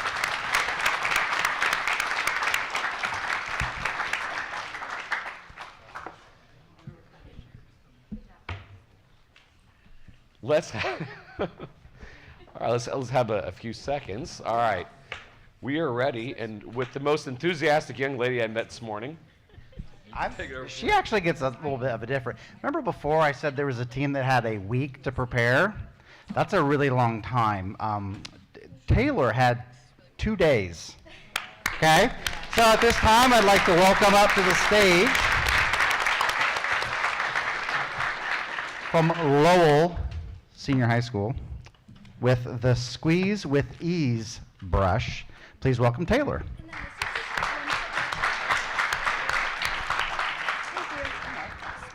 Clicker. Big green button forward. Little red button goes back. Okay. Okay? Thank you. You got it. Is it okay if I just test this out really quick? Absolutely. Okay. Perfect. Go back. Okay. Hi, everyone. First, I want to say thank you so much for hosting me today. I am Taylor Rothrock, the innovator behind the Squeeze with Ease hairbrush. I, like many others, have experienced an issue where hair oils work great, but the applicator is not an efficient way to apply hair oil. As of now, hair oil comes in a bottle with a pump or dropper applicator. To use it, you dispense the oil into your hands, rub your hands together, and then distribute the product through the middle and ends of your hair. People do this to prevent frizz, dryness, and breakage. While many hair oils perform amazingly, the applicator can leave too much product on your hands, or only get certain parts of the hair, or apply too much oil, or prolong the application time, or waste the product. That's why I created the Squeeze with Ease hairbrush. An oil applicator and brush combined that exerts more oil the more you press on the handle. The brush features flexible bristles on one side and small oil applicators that glide smoothly across the hair. There is a storage compartment for the oil that can be easily removed for cleaning and refilling purposes. At the bottom, the squeeze pump is used by squeezing the handle more or less depending on how much oil the user wants to dispense. Although the idea of my product itself is very simple, creating the body of the brush is complex and time-consuming. The prototype I created within the given time frame is not at all what I expect it to be, but is a small glimpse of the product idea I envision and how it is achievable. So some things to know about me is that I'm a junior at Lowell High School and I have big aspirations for my future. I plan on owning multiple businesses, primarily hair salons and spas, which is my dream profession. Currently, I'm a part of the school newspaper, peer mentor, varsity cheerleading, I'm a DECA club member, and work at a small business bridal boutique called Purple Door. All these things help me towards my entrepreneurship goal in cosmetology. My passion is to make women's lives easier, and this starts with a brush that is superior and innovative. So some of my competition includes the Earthone bristle brush, the wet brush, and the Pearson brush. All are categorized as 4th or higher in popularity according to Review USA Today. My brush and the wet brush both have multiple uses. My brush is the only one advertised as easy to clean. My brush and the wet brush are gentle on the scalp, but what really sets my brush apart is it is the only one that applies oil. My brush will sell for $50, the Earthone bristle brush sells for $15, the wet brush sells for $10, and the Pearson brush sells for $260. My customer segments are hairstylists, people with color-treated hair, people with unhealthy hair, people who are busy and travel a lot, and people with hair extensions. I also wanted to mention that women typically spend anywhere from $50 to $400 to color their hair. There is an average cost to get hair extensions from anywhere from $500 to $2,800 depending on the type of extensions you get. This doesn't cover hair tools, products, or the ongoing maintenance that comes with professional hairstyling. This shows that people care a lot about their hair, which suggests a strong market demand that bodies well for the success of my product. While researching with my engineering teacher at Lowell High School, we formulated that a real prototype would cost $34.25. It would take several more prototypes, but we have found that it is possible to have a working, minimum, viable product that would be $21. I would sell my brush for $50, leaving me $29 in income. My market size looks very promising. In just Indiana, there's 2.7 million women with color-treated hair and 1.2 million women with hair extensions. In the United States, there is a whopping 134.9 billion women with color-treated hair and 57.3 billion women with hair extensions. By 2028, Squeeze with Ease will penetrate at least 0.05% of Indiana's color-treated hair population, resulting in $6.8 million in revenue and a gross profit of $3.9 million. And this is just for color-treated hair. This isn't any of my other customer segments. I aim to distribute my product through hair salons and beauty supply stores, as well as websites and social media platforms like Snapchat and Instagram. And some of the milestones I have met so far is meeting with hair salon owners, which I've been doing since fall of 2023. I've also created multiple different prototypes, and I plan on finding a patent attorney, hopefully an inexpensive one. I want to build a network of NDAs by August of 2024. I want to launch my business by January of 2025, and I want to be on As Seen on TV and TikTok Shop by March of 2025. The $1,000 in funding would be utilized to enhance my prototype and begin the patent process. I deeply appreciate everyone listening to me. I believe my product idea to be an amazing investment opportunity. And below is my contact information. Thank you so much.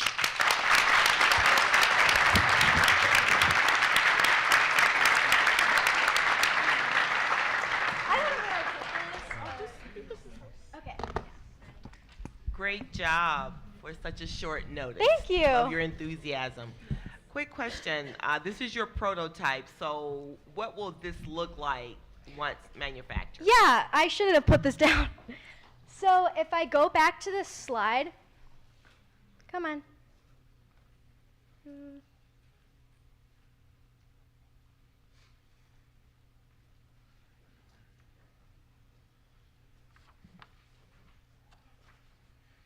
Come on.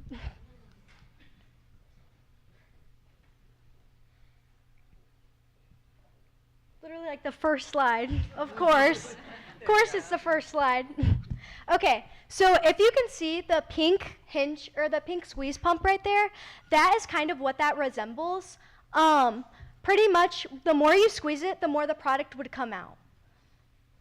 Okay, so it sits in between there. Yeah, so what it would eventually do is sit in between there, and then it would pump out into the oil applicators. And then my last question, yes, is this for all types of hair? No, this is unfortunately not for all types of hair. This is more marketed towards women with straight to curly hair, but it's not for like super curly hair. But I am working to find ways that I could make this for all types of hair. Thank you. Yeah, Taylor, 2 days. Yeah. Amazing. Yeah. Way to go. Love the Thank you. enthusiasm. Really exciting. Obviously, a product I'll be using regularly. On that luscious beard. Yeah. No, but I do have 2 daughters. So on the flip side, what I do worry about, and you said advertised as easy to clean. Tell me about that. So why this brush is easy to clean is because the oil, like the hinge right there, when it's filled with oil, you can untwist it and you can rinse it out and refill it, which makes it a lot more convenient than other brushes. Got it. Great. Oh, and also, sorry, I forgot to make this point. Another thing about my brush is that you can add hot water to it to clean out the oil applicators as well. People have said this already, but that was extremely impressive for 2 days to prepare. Thank you. The way that you could speak and control the screen at the same time, I'm amazed. Can you just help me understand, how common is it for a woman to use oil on her hair, so I can just understand what the true market is? Yeah, so typically women who have hair extensions or they color their hair use oil daily. That is what's recommended. And yeah, you use it pretty much daily. If you don't use it, your hair will get really brittle, depending on like your extensions and the color. But yeah, you have to be using some type of product on your hair if you color. Well, I just want to say, great presentation. Thank you. And I love the fact that you know kind of what you want to do in life already. Yes. It's amazing. Thank you so much. So the product is really good as well. I definitely could see using it on my own hair. So Yes. very good. Mhm. So I guess my only question is that would you see it almost like a flat iron? So the oil would be on one side and the brush would be on the other? Okay. Yeah, the reason why it's made as a flat iron is so that the oil holds. As you can see on that prototype, that would be more like a shower head. It would work, but it's not going to be the most efficient product. So when you use it as a flat iron instead, it would hold the oil more because it has little barriers. Yeah, thank you so much, you guys. And I really appreciate your guys' patience. And I want to thank my teacher, Miss Hinchy, and my principal.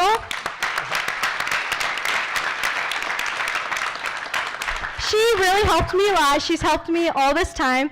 And I also want to thank all the students who came to support me as well.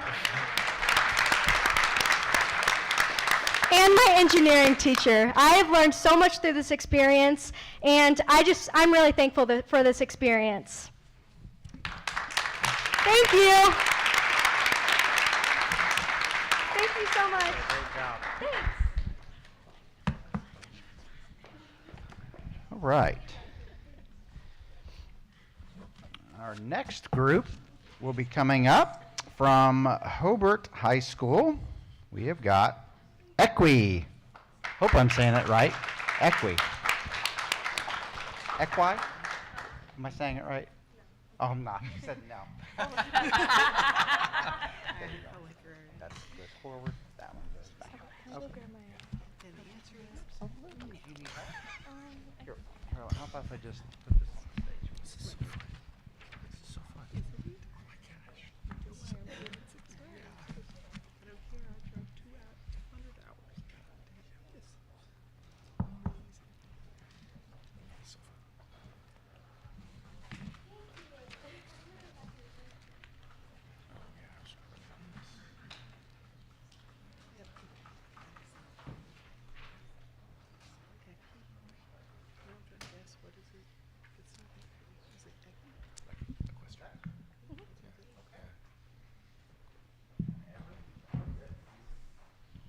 Hi, my name is Abigail Bissig, and this is Equai.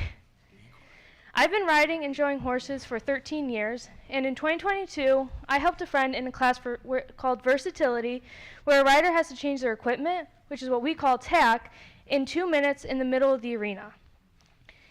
As a helper, I found it hard to find the tack that I needed to get my friend's horse tacked in 2 minutes with saddles, saddle pads, and brushes being thrown into the wagon all at once. Fast forward to 2023, I took part in the class myself. As I was getting changed, I noticed I couldn't find my clothes and my helpers couldn't find the tack that they needed to get my horse tacked. Competing in versatility is not the only thing that showed me how much equestrians needed an upgraded wagon. It was going to shows and competitions as well.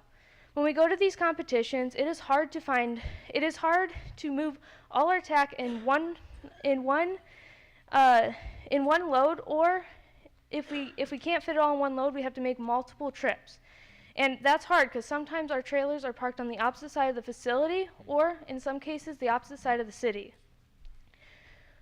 When moving the tack and equipment and we have to make multiple trips, that takes time away from us getting our horses ready for show, and when we have to fit everything in one space or in one load, it often causes things to get dirty, smashed, and sometimes even broken. That's where Equai comes in. Equai keeps all tack organized, goes on different terrains, holds multiple saddles, and is easy to store. Equai has 2 saddle racks that can hold 2 Western saddles, which is this saddle right here, or 2 English saddles, which is this one, or if you're like me and do multiple disciplines, it can hold a Western and an English saddle. One saddle rack is lifted up slightly higher than the other to allow for an easier fit so things don't get as tangled. They also were given a triangle-shaped base so the saddles have something more to grip onto.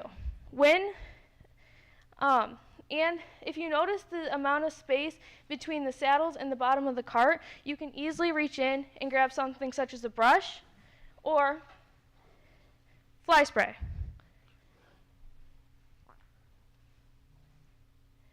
I sent out a survey to multiple equestrians in my area and around the state. Many people said that they would want to buy the product and that they think it's extremely handy and would help a lot of equestrians when moving their tack and competing in competitions. I have 4 main competitors, those being the Saddle Sherpa, the Easy Up Saddle Cart, a regular wagon, and a second product from the Easy Up Saddle Cart. The Saddle Sherpa is built like a stroller and costs around $230. It is foldable and can go on and has extra storage. However, it can't go on different terrains that we need to go over during competitions. The Easy Up Saddle Cart costs around $200 and only has 1 saddle rack. The saddle rack also is given a round design, making it easier for saddles to fall off. It can go on different terrains and has extra storage. However, the biggest downside is that it only can carry 1 saddle. The regular wagon is my closest competitor. They go for around $35 to anywhere to $120, depending on the model that you buy. These wagons are foldable, can go on different terrains, and have seating. However, they're like a big bucket, and tack and equipment just get thrown into it, making everything hard to find. My final competitor is the second product from the Easy Up Saddle Cart. This product has extra storage, however, it doesn't fit everything it needs to or should fit. In Indiana, it consists of around 160,000 equines. This could be anything relating to the horse, being horses, donkeys, mules, or ponies. With this, there are 34,000 equine operations going on, being stables to shows. On the pie chart, it shows that 93% of these horses are being ridden or worked in one way or another, being trail and recreation, just working, show, or racing, all of which require equipment to be moved at some point in time. These are the people I want to reach. These are the stable owners, owners of the horses, riders of the horses, or grooms who are taking care of horses during the competitions. To make the prototype, it costs $97.94. This includes the PVC pipe and all the fittings that I used. The wagon that I am using costs around $39.92. And for labor, it costs $7.49. However, this is very hard to determine with it just being the prototype.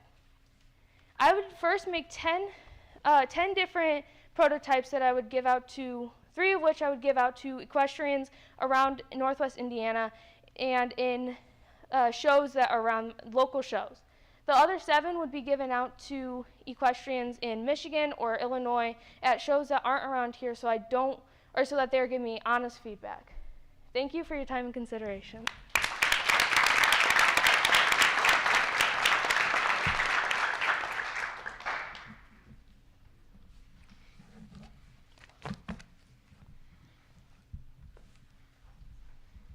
Great job. I could see how passionate you are about horse riding, so very good. Thank you.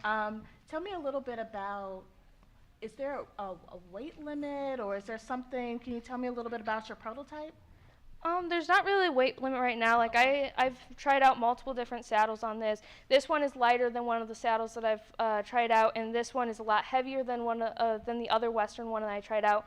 So there is no real weight limit here. So yeah. Okay, thank you.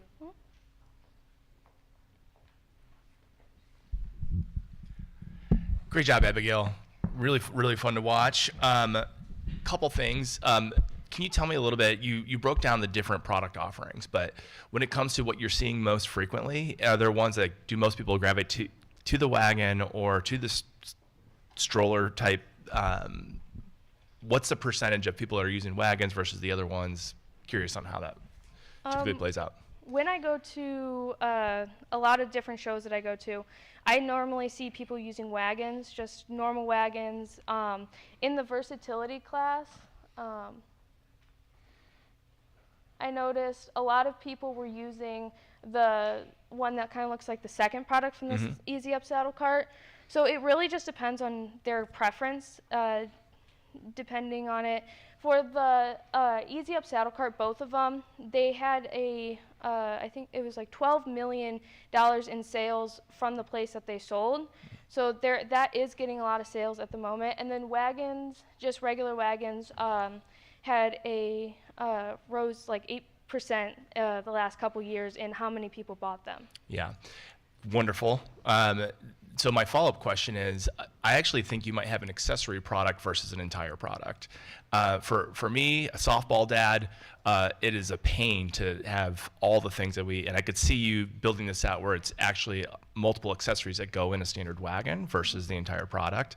And I think that you have something really creative and really cool on your hands. Thank you. Yeah.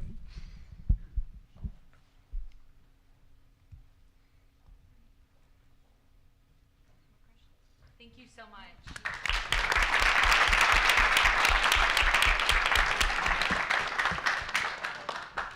Here, I'll take that so you can have both hands. Great job. Yeah. Okay. Well, that brings us to our final team to pitch today. So, joining us from Lowell High School, please welcome to the stage Johnson Sports Memorabilia.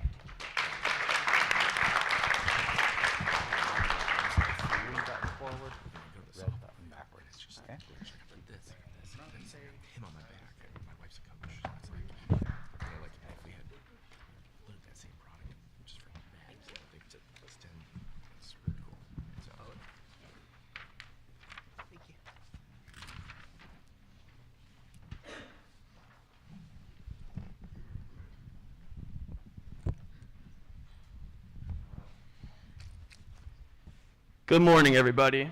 My name is Joseph Johnson, the president and owner of Johnson Sports Memorabilia, which is located in Cedar Lake, Indiana. First, I'm going to talk a little bit about myself. I love the sports card industry and want to be a part of making it more customer relationship focused, no matter their budget. I know how to reach sports card collectors of all ages, as I've been a collector myself since the young age of 7 years old. Here's a picture of me with Chicago legend Frank Thomas, Jim McMahon, and several other famous athletes. The problem. So when I was younger, I'd always go into sports card shops and end up spending $100 for a card that's only worth $40. I noticed the problem and did some research. According to Blowout Cards forums, 75% of the world's sports card shops are overpriced. Overpricing in the world leads to young collectors being exploited and taken advantage of.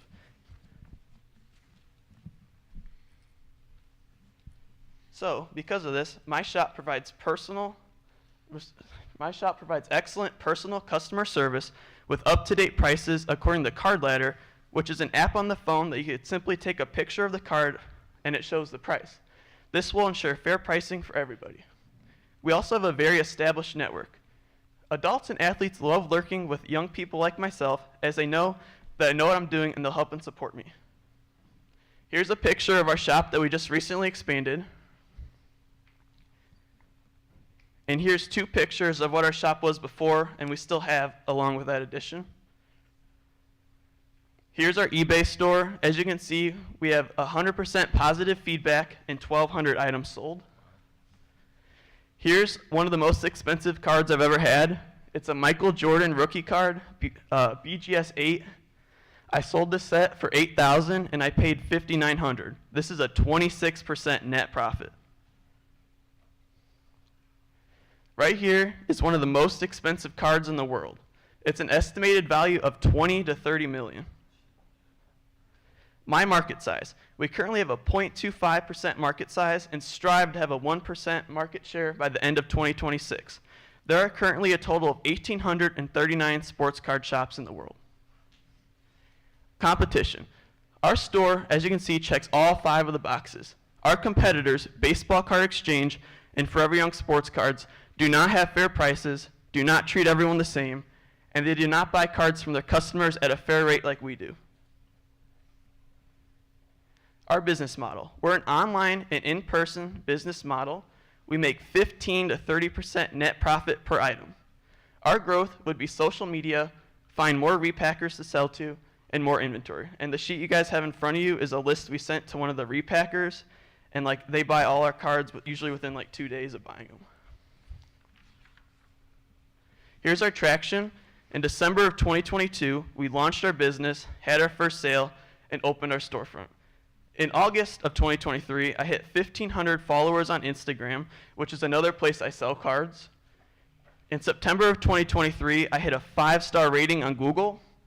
In November, we opened our LLC and partnered with Breaks Unlimited, which is another one of those repackers of the sheet you guys have in front of you.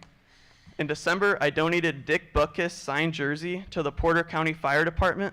This raised them over $2,000. In January, we had $57,000 in sales, $15,000 in profit, and we also had 2,000 YouTube subscribers. In February, we had $60,000 in profit, and we had $60,000 in sales, $12,000 in profit. In March, we had $54,000 in sales, $10,800 in profit. In April, so far, we are in pace for a record month. We currently have $53,000 in sales, $10,000 in profits, and 3,000 YouTube subscribers. Also, we partnered with Slaga Cards and SP Cards, who are more repackers, as I mentioned, that we sell cards to. Also, we just donated a signed jersey to the Lowell Canine Police charity auction. Giving back, here's that Dick Butkus jersey that I donated to the Porter County Fire Department that raised them over $2,000. So I also think I can give back with my youth mentoring. As I mentioned earlier, when I was 7 years old, I'd always go into sports card shops and spend $100 for a card that's worth $40. Because of this, I opened up my own sports card shop in December of 2022 to make sure young collectors do not get exploited and taken advantage of. I think I can mentor them because I currently am a Lowell Red Devils mentor, and I'm able to use the skills I developed to mentor people of all ages and welcome them into the hobby. Here's our projections. This is all based on our sales. As you can see on the left, we had 57,000 in January, 60,000 in February, and 54,000 in March.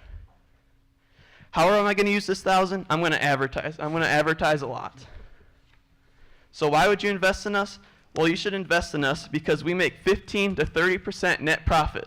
This makes our company a very attractive investment. Our inventory turns are 52 plus per year, and the value changes weekly. We invest our weekly returns in the new cards that we usually buy at card shows on the weekend, and they're usually moved out within 2 days. Thank you all for listening.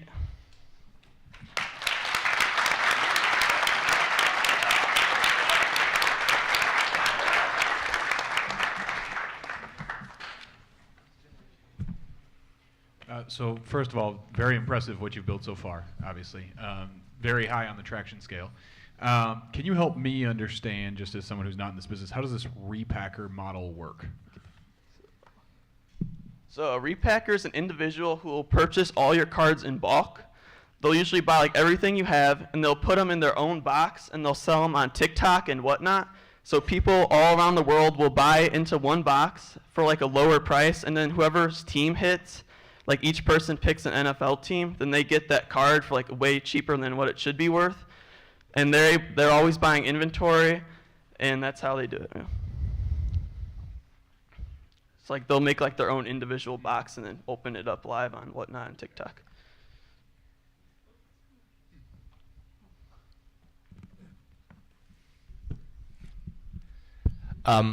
He's going to do $400,000 in sales? Like, right? Yeah. No further questions. I'm just really impressed. Way to go. Yeah. Thank you, guys. I want to say thank you to my teachers, my classmates in the back. and everyone else for coming, and all the judges in the front. Thank you, guys.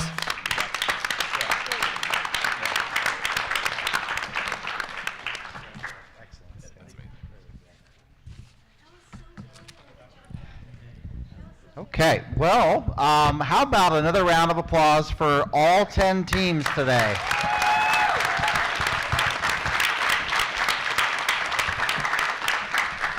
So now the hard work begins. At this time, I'm going to have the judges take your notes with you. You can leave your feedback note cards. You can leave them on the table if you wish, unless you want to take those with you. But we just want to make sure that we get those collected so we can give them to the teams. But judges, you will go with Hunter. He is standing back here waving his hand. He'll take you to the deliberation room where you have the unenviable task of choosing today's first place winner. Students, we're going to have you stay back. We're going to get a group shot. So student competitors stay back, and then I'll give you your lunch vouchers. Teachers, come see me, and I can give you your lunch voucher. For all other attendees, wonderful food court / hall, whatever you prefer to call it, on the first floor. We will come back here at 12:45. So it's about an hour where we will announce the winners. And I think Don has a few comments. Fun request we got. Someone dropped their Invisalign. So if you are seeing a dental Invisalign somewhere on the floor, those are expensive. So if you step on it, they're pretty durable. But if under your seat or on the floor, you found it, you are the winner. She will, gosh. So you go, the person, go back there, they got the Invisalign. Problem solved. Thank you. Enjoy your lunch. Your orthodontist approves. Orthodontist approves.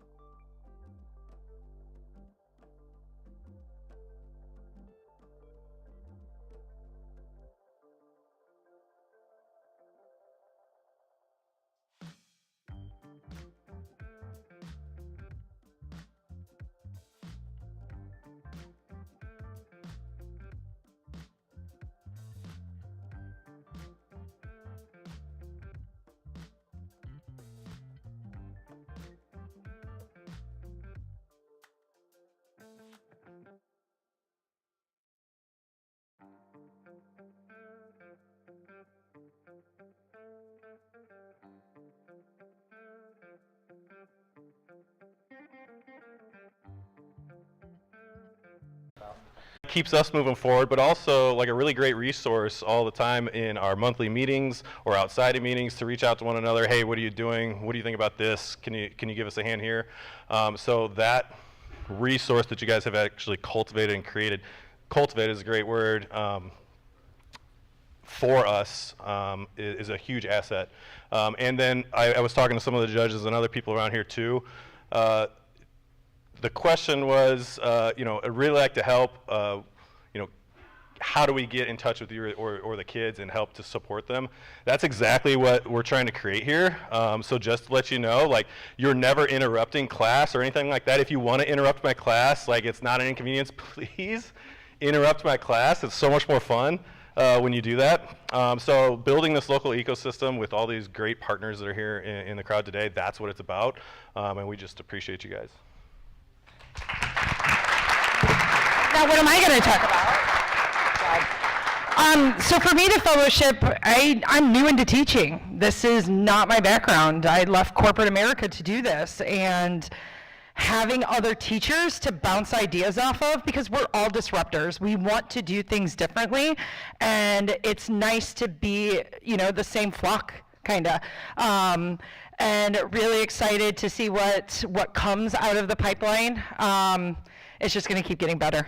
And thank you to the fellowship. It brings joy every monthly meeting, seeing what everybody's working on. I'm recognition driven, so for me, even just letting me know that I'm doing a good job and what I'm doing, it keeps pushing me farther. So between recognition and the collaborative that we do together is awesome, and fellowship is where it's at.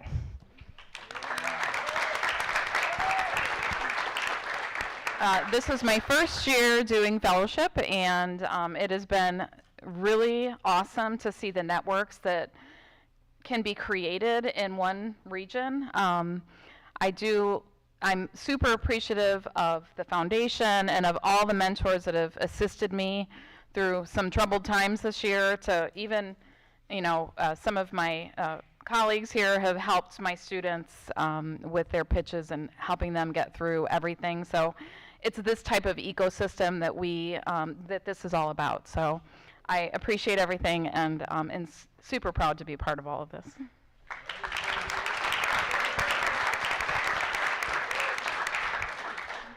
I'm Deb Hinchy, and I'm pretty new to high school teaching. This is my 4th year, and my background is one from corporate America as well.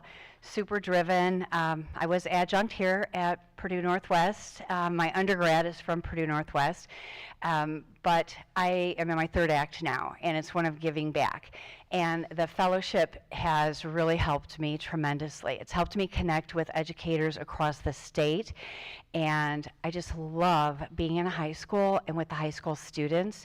And I'm learning so much here in this last 3rd act of my career about how to really help connect. And I'm just seeing it, not only with the students from Lowell, I'm from Lowell High School, with the students here today that are just making me so proud and really emotional about how they're just laying it all out there, but all the students that are here today. So for everyone that's here and part of the ecosystem, everyone that's here and has helped support all the kids here today, or students here today, entrepreneurs and innovators, you're welcome in my classroom anytime. You're welcome to come and disrupt and help them innovate and help them tear things apart and help put it back together. And Wade, I know last year you helped one of my students, Ethan Hernandez.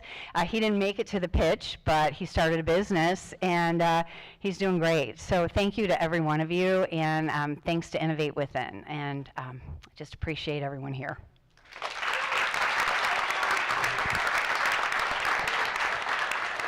Yeah, not to belabor the point, like this, at least one for every high school. That's the goal. One Trojan horse, disruptive, awesome, force of nature educator like you've met. And I can only imagine the impact that would bring on. And the thing that I really, really, really appreciate about this part of the state, then there's also, like, hey, how else can I help, from people like Jason, from PNW, of like, no, you're onto something. What else do you need? There's been so much collaborative, all hands on deck. And I'll be honest with you, when you're from the center of the state, sometimes it's, you guys in the region are a tough bunch. And like, you guys but once there was this collaborative nature, like, oh, okay, now there's no more of a welcoming bunch than the people in the region. We have just been so excited to be able to connect with you guys, and again, our journey, finding at least one per high school. So if you're thinking, why don't I see anybody from so-and-so high school? I don't know. Let's try and find that and get that together. Anyway, thank you guys so much.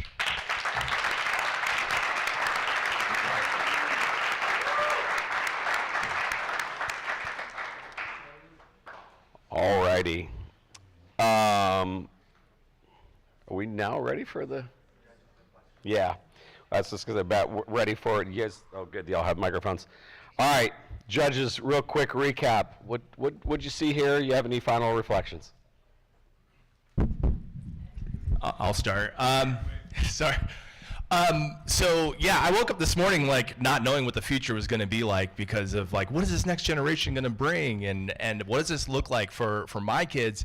And man, I am walking away with so much hope and excitement, and you guys have brought such energy to our future.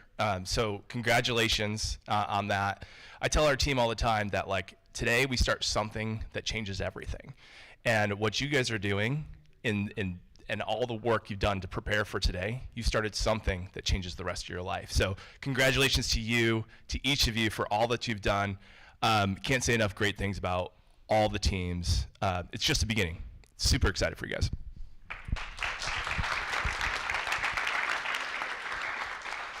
So of the judges here, I'm the one who has been at 3 so far this week. I have to say, you're right. Like, teachers, you guys are hope dealers in this. Like, you are bringing these young adults to understand that when there's a problem in the world, we don't just get to say something about it. We get to think about how we're going to change that world. And you need to be incredibly proud of the work that you're doing. But students, man, you guys have blown us away. You definitely made for a hard time for us to make decisions. When we got there, but it took a lot to get to that point today. So for everybody here, I think we talked about this a couple of other times, like just because you're not in that one spot today, you guys have just like won the lottery. You're part of this whole alumni association. You have all this group of people that are around you that are fighting for you, who are encouraging you, who are doing the work. And it's not it's not now, it's not this moment, but it could be the wild card. It could be next year. It could be you have mentors that are in here, and it may not be anything about state, and you may go on to do this. We have some folks that didn't win and have gone on to do quite a bit, including being 30 under 30 and some other good stuff. So super proud of the work that you guys did. You killed it, and you're rock stars, and keep doing it.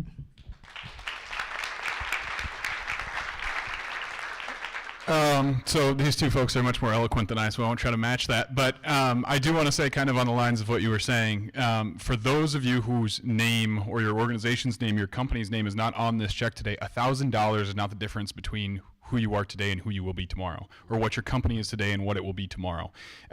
Today, we all got a taste of what the future looks like. We got a taste of what you guys are building, and these businesses are real. They are viable.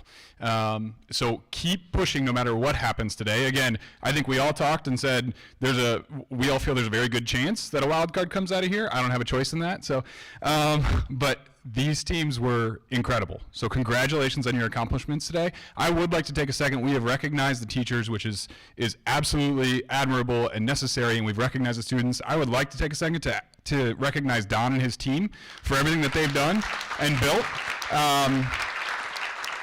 This is incredible, and this started with Don being a teacher like those that we've recognized today. So thank you, Don, for everything that you're building. This obviously is not the end for this either. So thank you all. A number of us will be staying here after this too. If you want to talk, if you want to get advice, we're happy to be involved. And we've also all talked about how can we make sure Northwest Indiana wins the final. So If you get to that final, whether it's today or on the wild card, use us. Use the judges here to help us so that we can help you make sure that we win. Well, just to piggyback off of everyone else, I think about entrepreneurship like the game of basketball. Someone has to win and someone has to lose, per se. But one of the things that I noticed about Kobe Bryant when he played basketball, whatever mistakes he made in that game, he would analyze it and move on.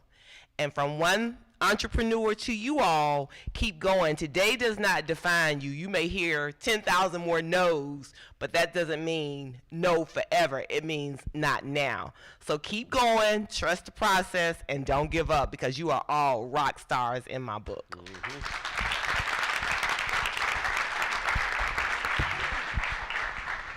Yes, definitely. I mean, I echo all of the other judges. The one thing is I noticed that some of the groups came back again for the next year and were even better. So I would definitely encourage, keep doing this, you know, improve, come back, work with your teachers, work with the mentors.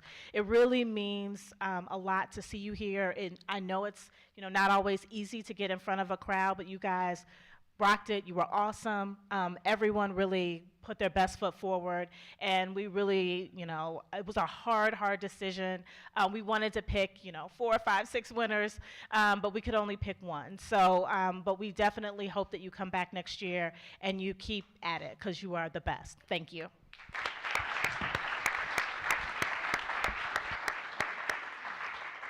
That was awesome. Thank you. This is refreshing. Oh, all right. Once again, want to thank Purdue Northwest for being such a great host, Society of Innovators. Gosh, again, we cannot do that without them. And I also, man, this is the hard part that I always hate. Like, as it's been said, if you did not win first, there's the wild card. But I don't like the feeling that if, like, you've all won. And I know, like, everybody says that, and sometimes, like, oh, but I didn't win. No, you did. Our biggest success stories over the last 5 years were people that did not win. Let me restate. Sometimes there's complacency when you win. So please do not walk away, because I hate that. All right, sorry.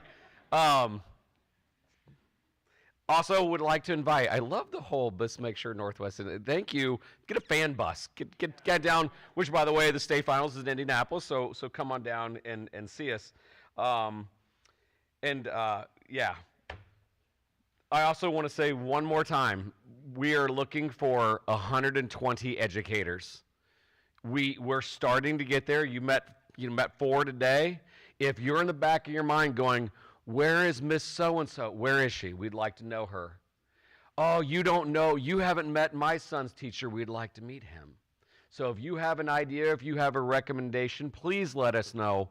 Our goal is to get to 120 educators this year, and it's a goal that we think should be easily met. All right. To the part I don't like, because I don't even know who won. I'm going to take a peek here, but I would like to announce the winner of this year's pitch competition, and it is ready? Team Ringo.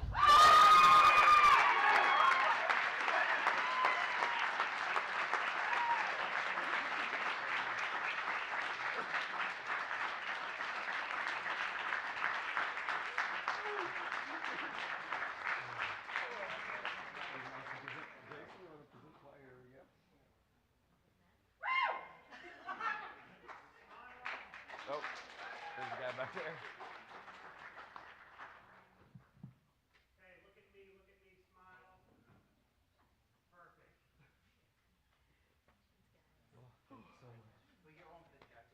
Yeah, judges, come on up.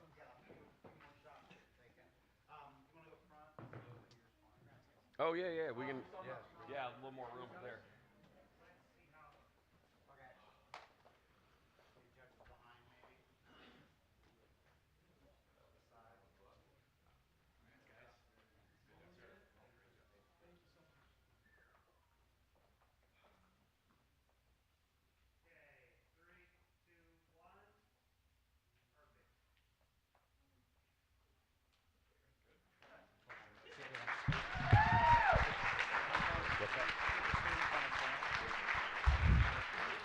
After game, post game interview. Good fourth quarter. Insights? I mean, I don't even know what to say right now. I mean, are your palms sweaty? Are your palms sweaty? Honestly, they are soaked. If I'm being honest, they're soaked. I think there's a right now. Yeah. I don't know. We spent so many late hours this coming past couple weeks just practicing and practicing, trying to get our slides down. And really, a lot of this whole leading up to this, we kind of felt like we were lacking behind, and it was a lot of work to just come up and win this. So this means a lot, and I couldn't have asked for more. This is great. And I couldn't have asked for better partners. These are my boys. I love you guys. There we go. Students, stick around if you have any questions for the judges, if you have any questions for us. We really, really want to continue after today. I know there's a lot of people here that have said the same thing. There's people are pulling me aside, and I've heard from so many other different teams of I think that so-and-so is we are here to help. And again, you are all now members of the foundation and the fellowship. When you take us to task, I heard you saw so-and-so. Can we meet? Can we get an introduction? Yes, yes, and yes. And the more time we spend up here and the more time we help, that while I'm proud of these three young men, it's also I'm even more proud to serve you guys all. And that is our dedication to you, and we want to make sure that we see that. Stick around if you guys want. We'd love to talk to you, but thank you guys so much for coming out. And again, Ringo.